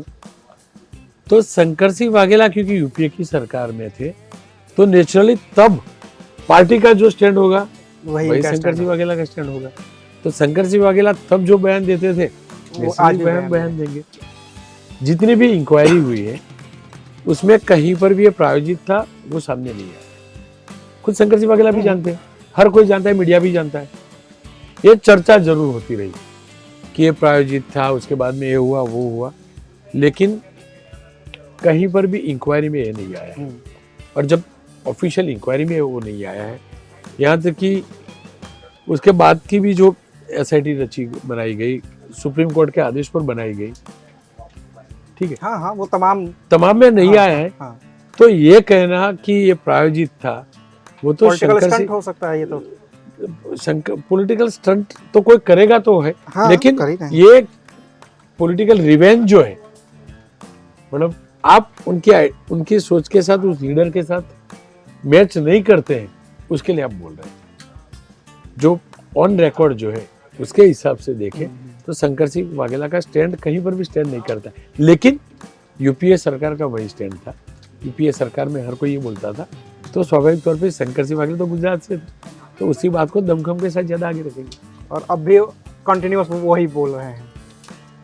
खैर 2002 से 2014 नरेंद्र मोदी प्रधानमंत्री बनते हैं, आनंदीबेन पटेल को मुख्यमंत्री बनाया जाता है। उसमें कोई बहुत है नहीं। ये आनंदीबेन पटेल से जो ट्रांसफर होता है पावर विजय रूपानी की तरफ, इसकी भी एक इंटरेस्टिंग कहानी है। और तब आप अच्छे से उसको देख चुके थे। देखिए, नरेंद्र भाई पहला चुनाव 2002 में लड़े और 127 बैठक आई, क्योंकि 121 केशुभाई की थी, उनकी सरकार में 127। गौरव यात्रा लेकर निकले थे, गौरव यात्रा को जबरदस्त प्रतिसाद मिला था, हिंदुत्व का भीड़ था। उसके बाद 2007 आया। 2007 भरत सिंह सोलंकी तब पार्टी प्रेसिडेंट थे कांग्रेस के, जबरदस्त आयोजन किया था। एक कारपेट बॉम्बिंग जो बीजेपी अभी कर रही है इस चुनाव में, मुझे याद है भरत सिंह सोलंकी ने उन दिनों में किया था, क्योंकि तब यूपीए केंद्र में सरकार थी, तो उनके सभी मिनिस्टर आते थे एक साथ, अलग अलग शहरों में रैली करते, सब कुछ करते, एक माहौल बन चुका था। हिंदुत्व वाला जो था वो थोड़ा सा डाउन हुआ था। 5 साल बीत चुका था। हर किसी को लग रहा था कि कांग्रेस मैदान में है, लेकिन चिखली की वो सभा थी, चिखली के पास के ट्राइबल बेल्ट में वो सभा थी। उस सभा को कवर करने मैं भी गया था। पास में चिखली में अडवाणी जी की सभा थी। सोनिया जी आई, पूरा ग्राउंड, खेत वाला तालाब वाला ग्राउंड था, पूरा भर चुका था, बड़ी भीड़ थी। मतलब लग रहा था कि कांग्रेस ने माहौल बना दिया है। अहमद भाई थे, हर बड़े दिग्गज नेता थे। जब सोनिया जी बोली, सोनिया गांधी जब बोली कि ये जो हत्यारा वाला जो डायलॉग जो नारा दिया उन्होंने कि मौत के सौदागर वाला, कि गुजरात में मौत के सौदागर सरकार चला रहे, तब वहां मौजूद हर पत्रकार की नजर कांग्रेस के लीडर्स के ऊपर थी कि उनके रिएक्शन क्या है। तो उनके चेहरे हमने पढ़े हैं, फीके पड़ चुके हैं। उन्हें समझ में आ गया कि गड़बड़ हर हो गई। किसी को समझ में आ गया था कि एक बड़ा मुद्दा मिल चुका है। उसके बाद में दूसरे ही दिन नरेंद्र भाई मोदी की नीलगिरी मैदान सूरत, वहां पर पब्लिक रैली थी। नरेंद्र भाई ने पूरा एक्सप्लेन किया कि गुजरात में खून बहाने वाले लोगों को क्या सजा मिलनी चाहिए या नहीं मिलनी चाहिए, ऐसे बोलते थे वो। तो फिर लोग बोलते थे मिलनी चाहिए, फिर बोलते थे गुजरात को बदनाम करने वालों को सजा मिलनी चाहिए नहीं मिलनी चाहिए, लोग बोलते थे मिलनी चाहिए। गुजरात में इस प्रकार के लोगों को ये होना चाहिए नहीं, तो लोगों का रिएक्शन आता था। और पहली रैली होती थी कि दो तरफा वही आवाज निकलती थी। तब हर किसी को पता चल गया था कि चुनाव किस ओर जा रहा है। जो आज भी डायलॉग आप नरेंद्र भाई की सभाओं में, इस चुनाव में भी, सुरेंद्रगढ़ की सभा में भी सुनने को मिला, मौत के सौदागर वाला जो कहा था। तो 2007 इसी प्रकार से निकल गया। 2012 आया। अब 2012 की इंटरेस्टिंग कहानी देख लीजिए। गुजरात मॉडल को नरेंद्र भाई प्रस्तापित देश भर में कर चुके थे। गुजरात मॉडल की चर्चा होती थी। मुझे याद है बिहार डे था सूरत में और नरेंद्र भाई वहां आए थे। तब 2007 से 2012 के बीच की बात कर रहा हूं। तब नरेंद्र भाई ये बोलते थे कि यहाँ पर आया हुआ हर उत्तर भारतीय, हर प्रांतीय मेरा और मेरे गुजरात का ब्रांड एम्बेसडर, वो अपने प्रदेश में जाकर बताएगा, भले ही, क्योंकि यूपीए की सरकार हुआ करती, भले ही मेरे गुजरात को बदनाम किया जाए, लेकिन गुजरात की जो रियलिटी है वो आप आपके प्रदेश में जाकर बताते हैं, मुझे उसका गर्व है, आप मेरे लोग हैं, आप हमारे ब्रांड एम्बेसडर। हुआ भी वही। तो नरेंद्र मोदी का जो गुजरात मॉडल नरेंद्र मोदी ने जो प्रस्तापित गुजरात में ही किया था, उसकी खुशबू बाहर फैलने लगी। वाइब्रेंट गुजरात के चल के अंतर्राष्ट्रीय लेवल पर अलग अलग स्टेट में होने लगी। गुजरात इन्वेस्टमेंट फ्रेंडली स्टेट साबित होने लगा। नरेंद्र भाई मोदी ने तब नारा ले लिया, हिंदुत्व से बाहर निकलकर, विकास पुरुष। हर बात को विकास के साथ जोड़ी जाने लगी। तो मैं विकास करना चाहता हूं तो मुझे बाधित किया जाता है, परेशान किया जाता है। गुजरात को केंद्र की थप्पड़, ऐसा करके कैंपेन चला था कि हम करना चाहते गुजरात के लिए, केंद्र की यूपीए की सरकार जो है हमें प्रताड़ित की जाती है। और एक तगड़ी सोच बनी थी गुजरात में। हर किसी को लगने लगा था कि गुजरात के साथ इनजस्टिस हो रहा है। कांग्रेस के लोकल जो लीडर थे, क्योंकि सत्ता में थे लंबे अरसे से, तो अपने आप वीक हो चुके थे। एक अहमद पटेल बड़े लीडर थे, एक शंकर सिंह वाघेला बड़े लीडर, दो बड़े लीडर थे। लेकिन शंकर सिंह वाघेला खुद, ये भी एक इंटरेस्टिंग कहानी है, शंकर सिंह वाघेला खुद कांग्रेस से वो भंग हो चुका था। वजह ये रही थी, भले कांग्रेस में रहे थे, वजह ये रही थी क्योंकि उनके दिल दिमाग में हिंदुत्व वाली सोच थी। तो 2002 के जो दंगे जो हुए थे, उनको जिस प्रकार से बाकी होता था कि ऑपोज इस प्रकार से होना चाहिए, तब शंकर सिंह वाघेला कुछ हद तक समर्थन नहीं करते। साथ में ही शंकर सिंह वाघेला ने खुद का एक शक्ति दल करके सेना बनाया। आरएसएस के बाद पहला संगठन था जिसके हजारों, गुजरात भर में हजारों स्वयंसेवक थे जिनको एक लाठी दी थी और पूरा एक यूनिफॉर्म दिया था, और अलग अलग जोन में शक्ति दल की सभाएं होती थी, जो बीजेपी कांग्रेस से बड़ी रैली होती थी। सूरत में एक तालाब करके इलाका है, वहां पर उन्होंने सभा की थी, हजारों की तादाद में। मैंने वो नारा जो सुना था शक्ति दल का, और जो प्रचंड शक्ति के तौर पे शंकर सिंह वाघेला उभर रहे थे, तो गुजरात कांग्रेस के लीडर्स को लगने लगा कि अब ये ये तो अभी निकल जाएगा। यहाँ तक कि पार्लियामेंट में भी जब बात होती थी तो कोई सही बात होती तो बोल देते थे नहीं ऐसा नहीं होता है। तब जाके शंकर सिंह के जो बागी तेवर जो थे वो कहीं ना कहीं नजर आने लगे थे। तो सोनिया गांधी की सूचना पर बापू ने शक्ति दल जो था, उनकी जो सेना थी, उसका विसर्जन कर दिया। उसको अंदर से दर्द था, आज भी शायद अंदर से दर्द होगा कि मैं वो सेना रखता तो मैं बीजेपी के खिलाफ मजबूती के खिलाफ खड़ा रह सकता था। तो शक्ति दल जो था एक एलिमेंट ये था। अब फिर आ जाते हैं 2007 से 12 की, तो नरेंद्र मोदी विकास पुरुष के तौर पे प्रस्थापित हो रहे थे। नरेंद्र भाई मोदी ने तब स्वामी विवेकानंद यात्रा निकाली। स्वामी विवेकानंद यात्रा में स्वामी विवेकानंद की जन्म शताब्दी कुछ उत्सव था, उनको लेकर निकाली, गुजरात भर में घूमे और विकास पुरुष के तौर पे वो प्रस्थापित हो चुके थे। फिर भी एक अंदर से डर था कि कहीं गुजरात हार तो नहीं जाऊंगा, क्योंकि लंबे अरसे से सरकार थी, एंटी इनकम्बेंसी भी होती है, उसको लेकर था। बाकी उनके दिमाग में ज़्यादा कंफ्यूजन, डर नहीं था।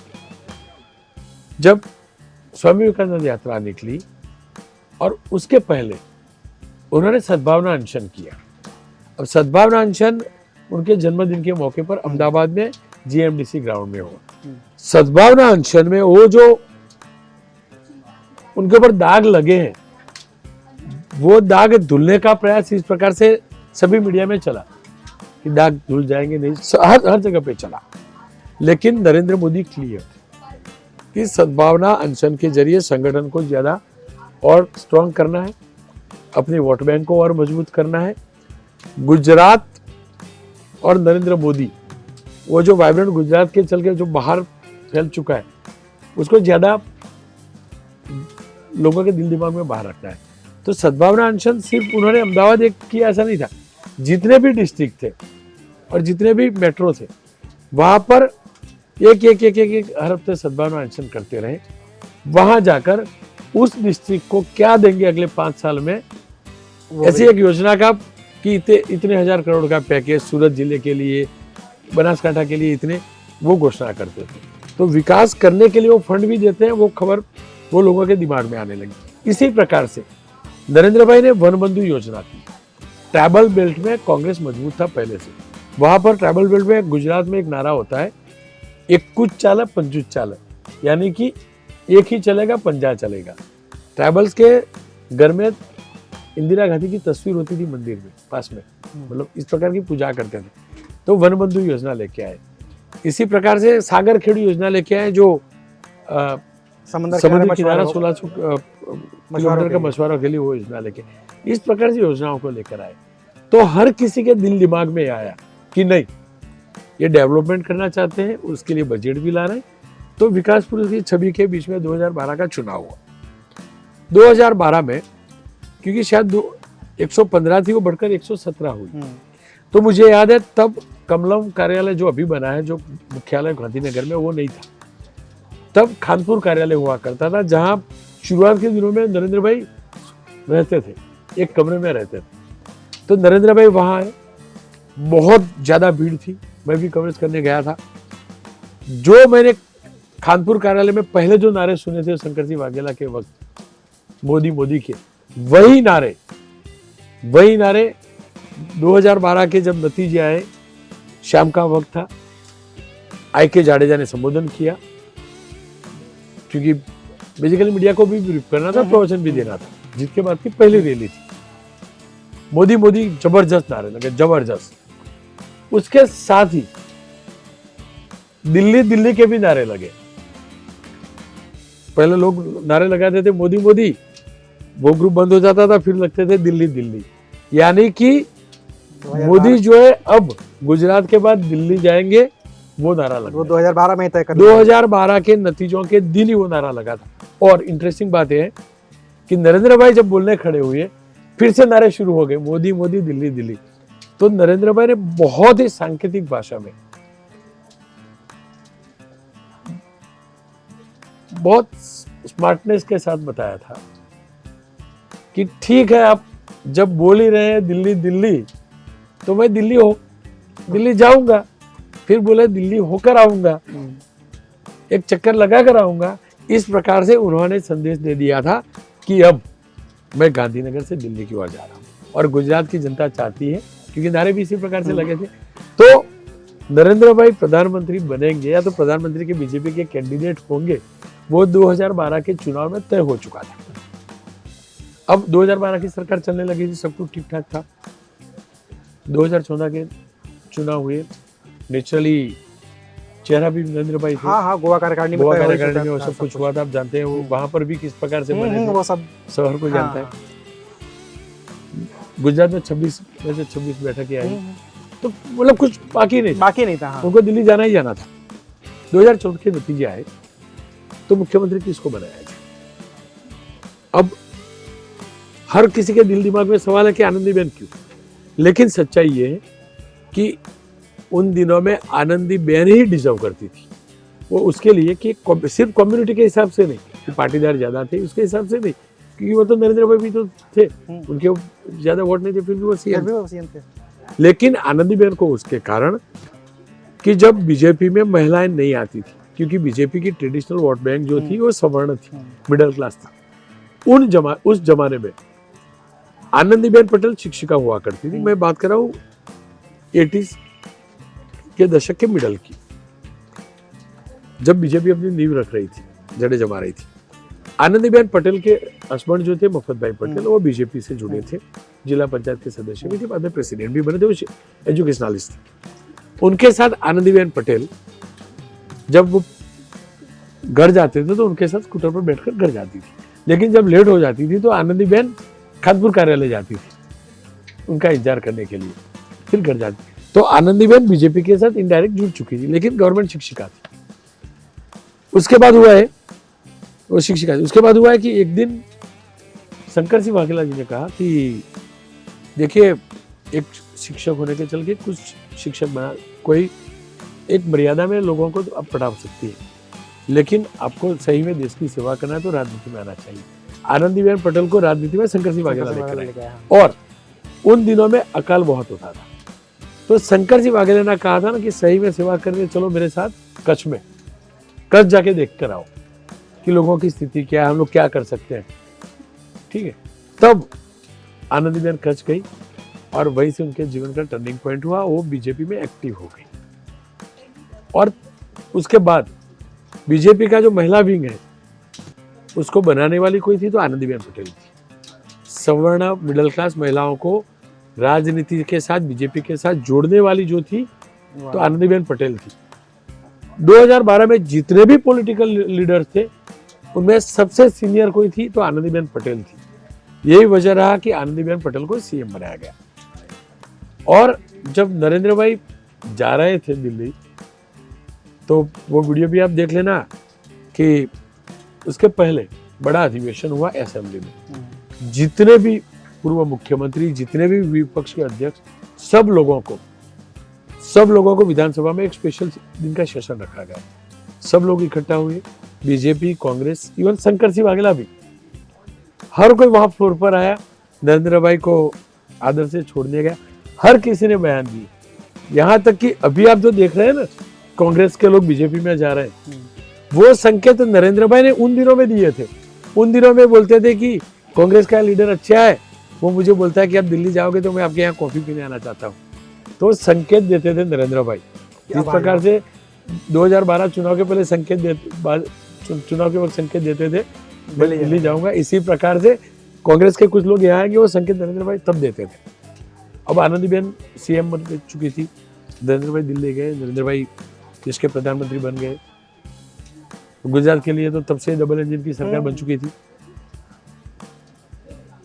Anandiben best administrator, best administrator. आप गुजरात के किसी भी अफसर को पूछोगे, किसी भी पॉलिटिशियन को पूछोगे, कांग्रेस बीजेपी सबको, कि उनके अच्छा एडमिनिस्ट्रेशन किसी का नहीं हो सकता, किसी का भी नहीं। बहुत स्ट्रिक्ट लेडी है, बहुत स्ट्रिक्ट। और वो क्योंकि उस दौर की लेडी थी जब लोग संकुचित सोच रखते थे कि राजनीति में महिला कैसे। तो मैंने ही पूछा था और अनिल भाई ने मुझे ऑन रिकॉर्ड बताया था कि मैं जानबूझकर, मैं जो दिखती हूँ वो नहीं हूँ, लेकिन मुझे जानबूझकर मेरा चेहरा जो है वो हार्ड रखना पड़ता है क्योंकि मैं महिला हूँ। और उस दौर में वो राजनीति में आई थी।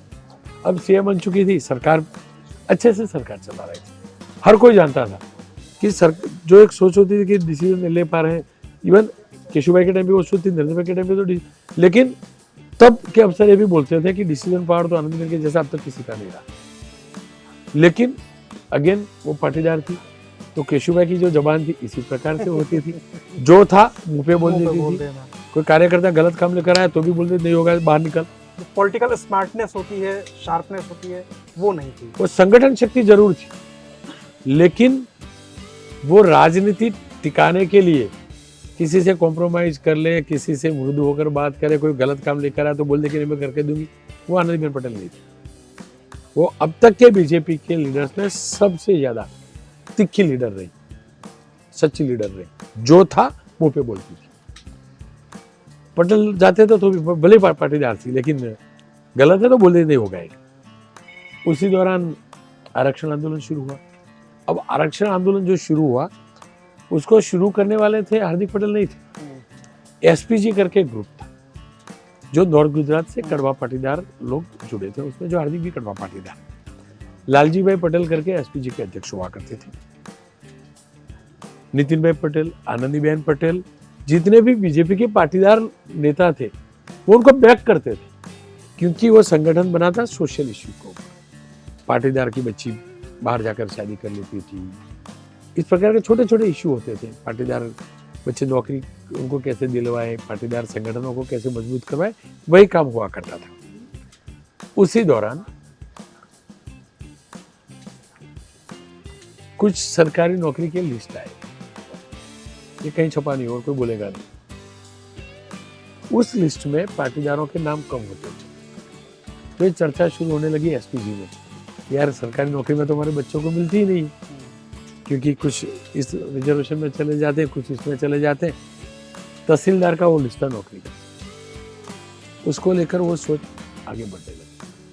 आनंदीबेन के पास सब लोग गए, तो मैंने बताया कि आपकी जो बात है आप आपके संगठन के जरिए रखिए, सोचेंगे कि क्या होना चाहिए सवर्णों के लिए, इनजस्टिस होता है क्योंकि सवर्ण भी तो गरीब होता है। बेसिकली ईबीसी जो है उसको सीट्स जो है वही से लगाया गया। तब आनंदीबेन ने भी सोचा नहीं होगा कि आरक्षण आंदोलन शुरू हो जाएगा। तो जितने भी तहसील थे वो मेहसाना से शुरू हुआ।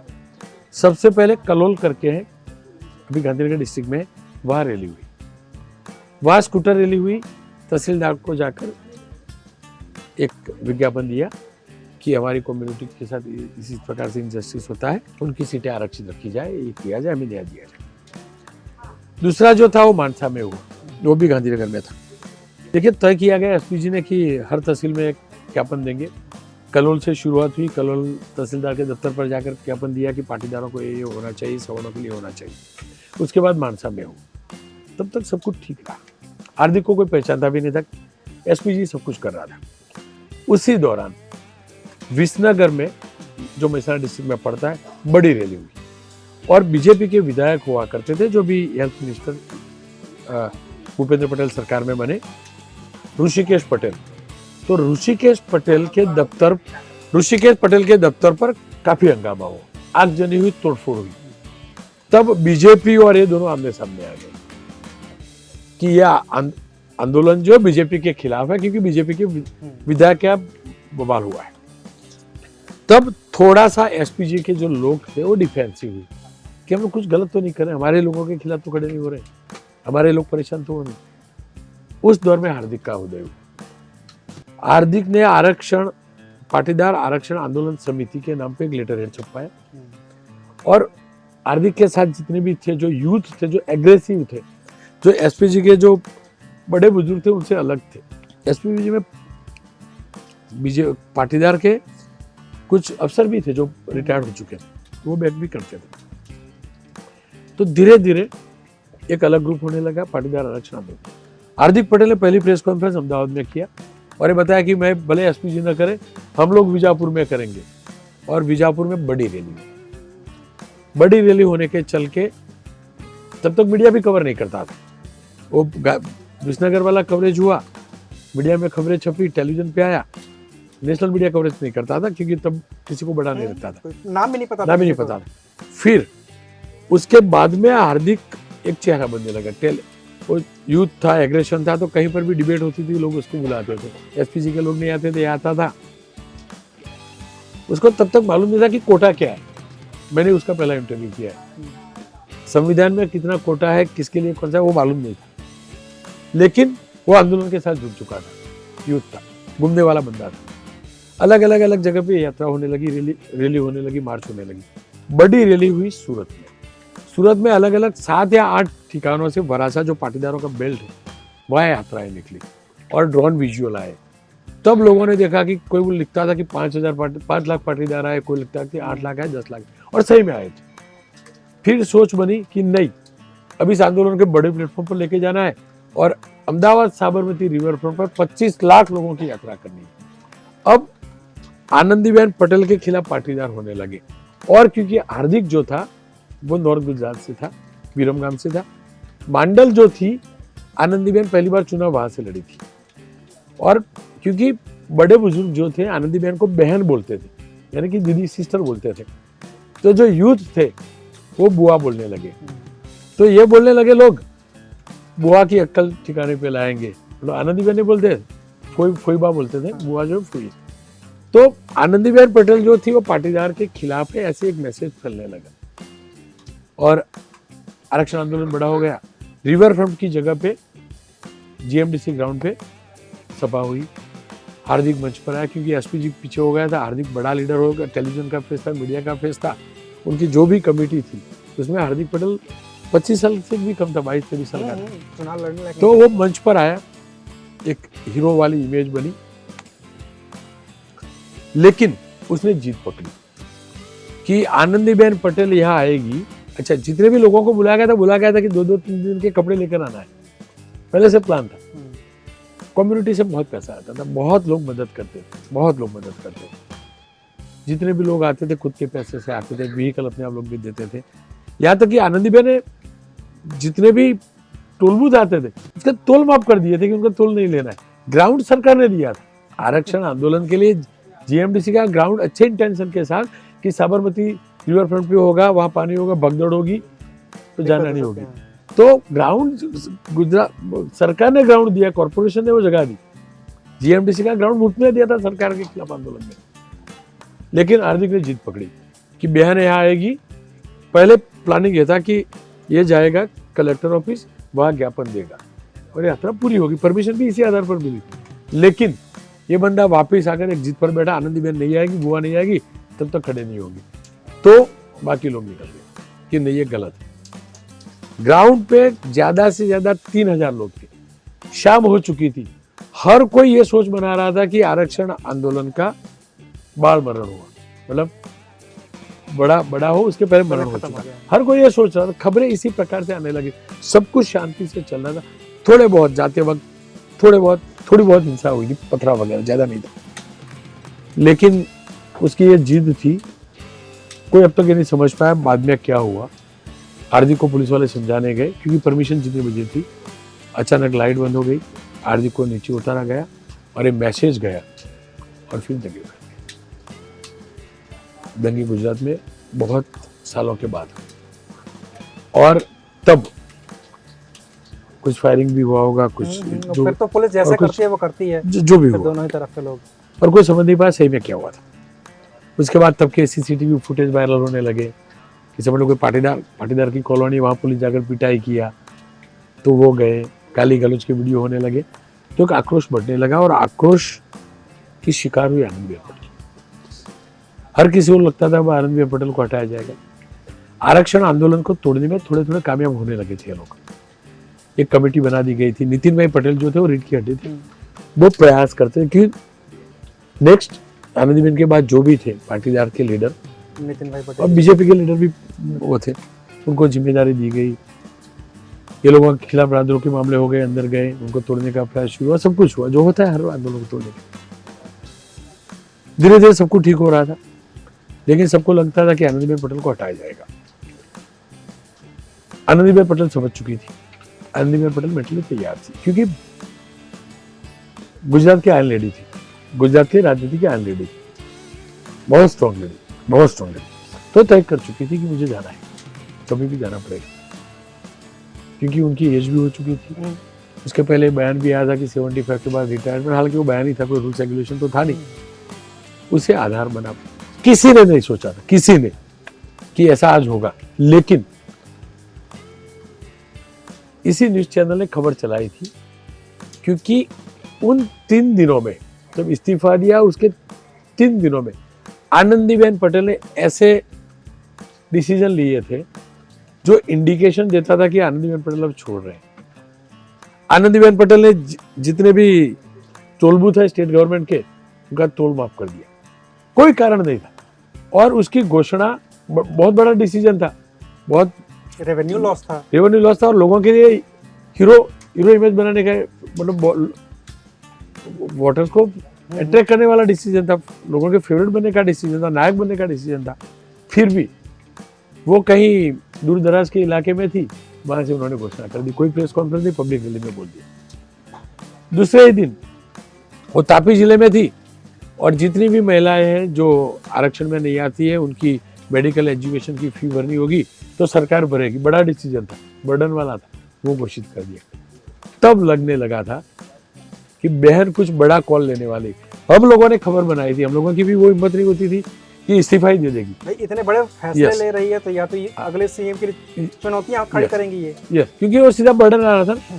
तो हम लोगों ने तब एबीपी नेटवर्क की इसी चैनल ने खबर बनाई थी कि ये 6 डिसीजन है जो सोचने पर मजबूर करें कि बहन कोई बड़ा पॉलिटिकल निर्णय लेने जा रही है। हम लोगों ने 7 या 8 मिनट का न्यूज पेपर बनाया था जो प्राइम टाइम का था। तो अंदर कुछ लगने लगा था कि अब, लेकिन हम भी हिम्मत नहीं कर पा रहे थे। एक सीएम, क्योंकि बीच में बातें आती थी जो अफवाह साबित होती थी, तो अब आप अफवाह को तो आवाज नहीं दे सकते थे। तो एक समझ आने लगी थी एक जर्नलिस्ट के नाते हर किसी को इस न्यूज रूम में, लेकिन कोई हिम्मत नहीं करता। तो हम लोगों ने एक प्रॉपर पैकेज बनाया था कि कुछ हो रहा है। सरप्राइजली खबर है कि आनंदीबेन ने मेल करके इस्तीफा दे दिया, तो हर कोई मेल तलाशने लगा कि आनंदीबेन का मेल कहाँ हुआ है। फिर पता चला कि फेसबुक पे डाला है, सोशल मीडिया पे डाला है। तो वो जो इस्तीफा था वो सोशल मीडिया से, फेसबुक पे था वो पड़ा हुआ। तो वो लेकर हर किसी ने चलाया और आनंदीबेन की सरकार थी। अब नई सरकार बननी थी, हर किसी को लगने लगा था कि पाटीदार, क्योंकि सामने चुनाव आ रहा था 2017 का, 15-16 तो हो चुका था, आधी ढंग से ज्यादा वक्त गया था।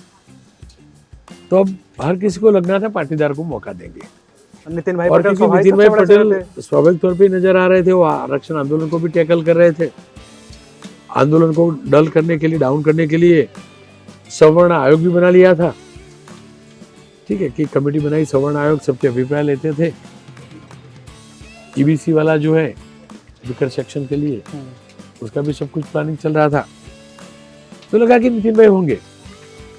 नितिन भाई को भी यह लगने लगा था कि भाई, तो हमारी चैनल समेत जितने भी मीडिया हाउस है, नितिन भाई का अहमदाबाद में घर है, वहां गए।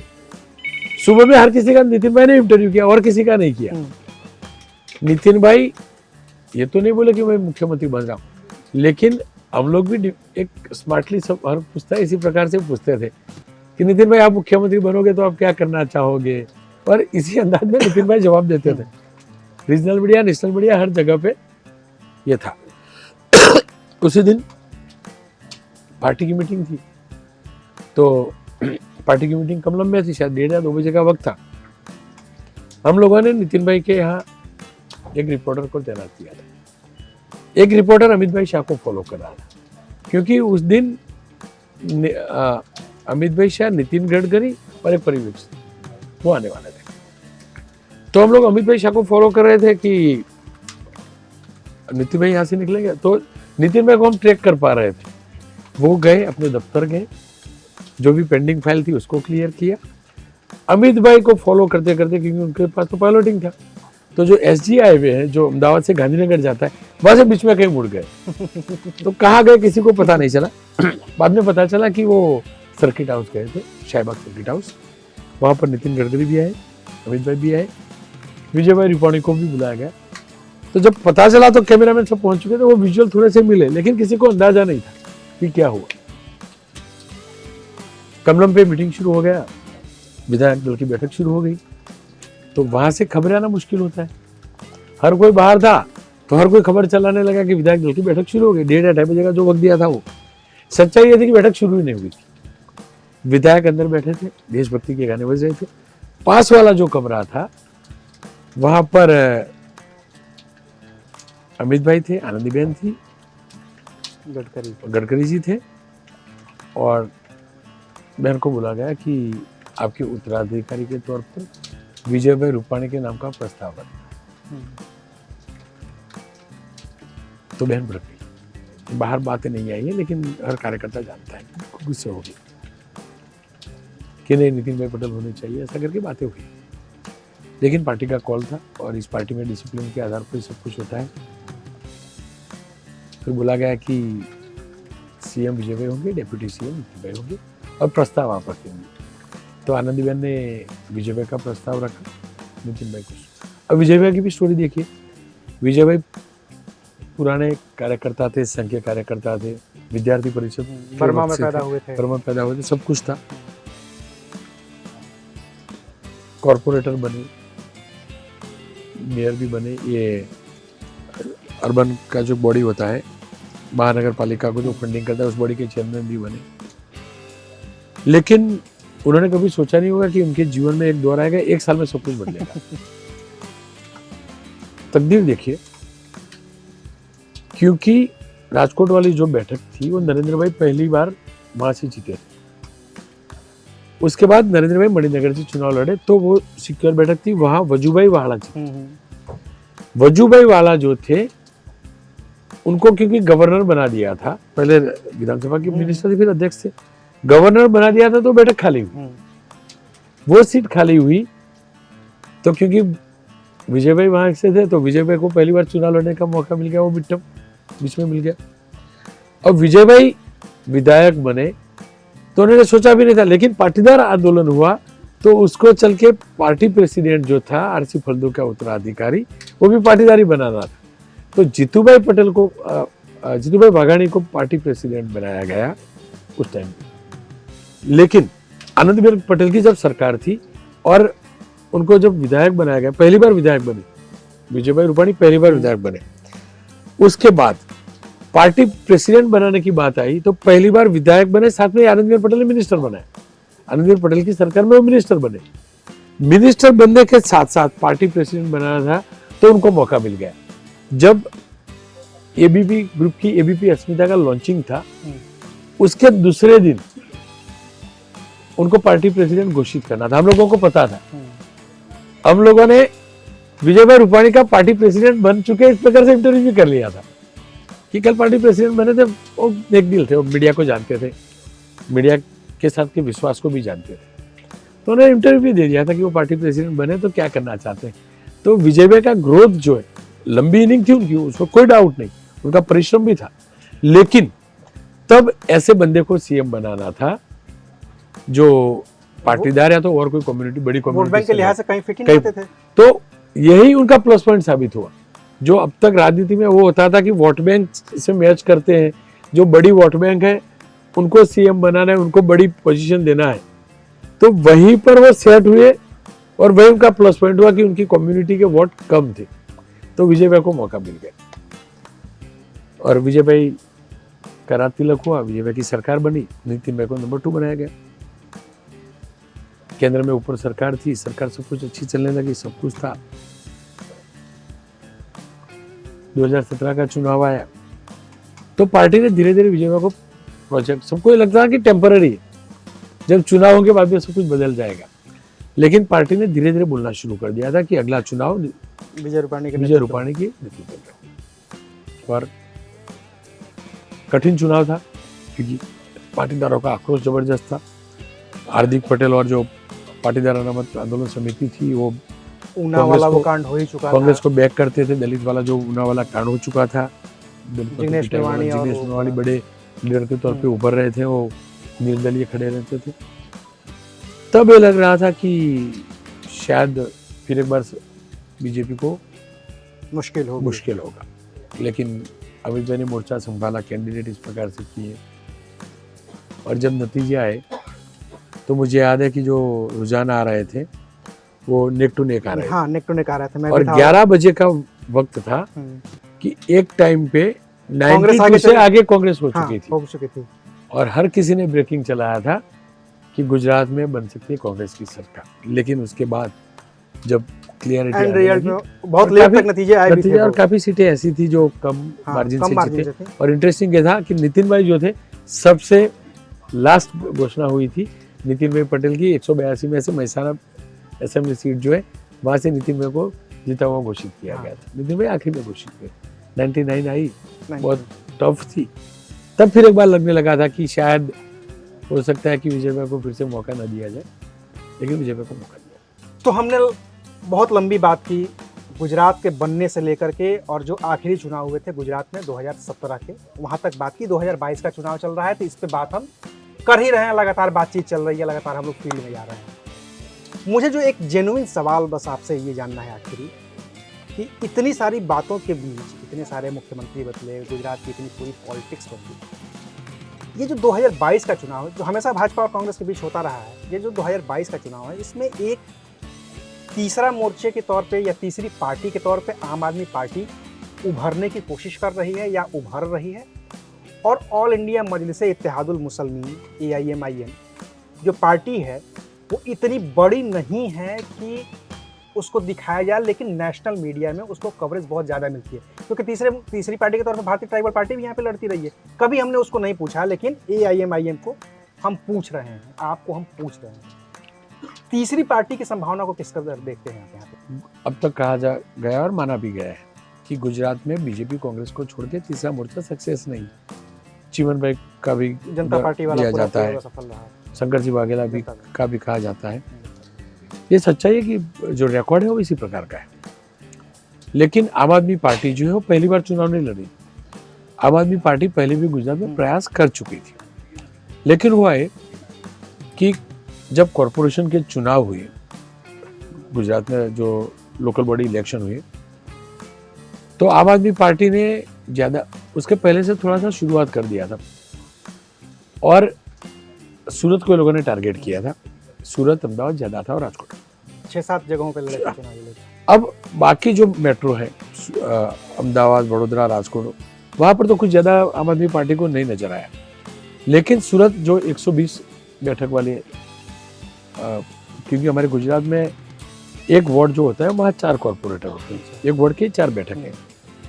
तो सूरत कॉर्पोरेशन के अंदर 40 वार्ड है, यानी कि 30 वार्ड है, यानी कि 120 कॉर्पोरेटर है।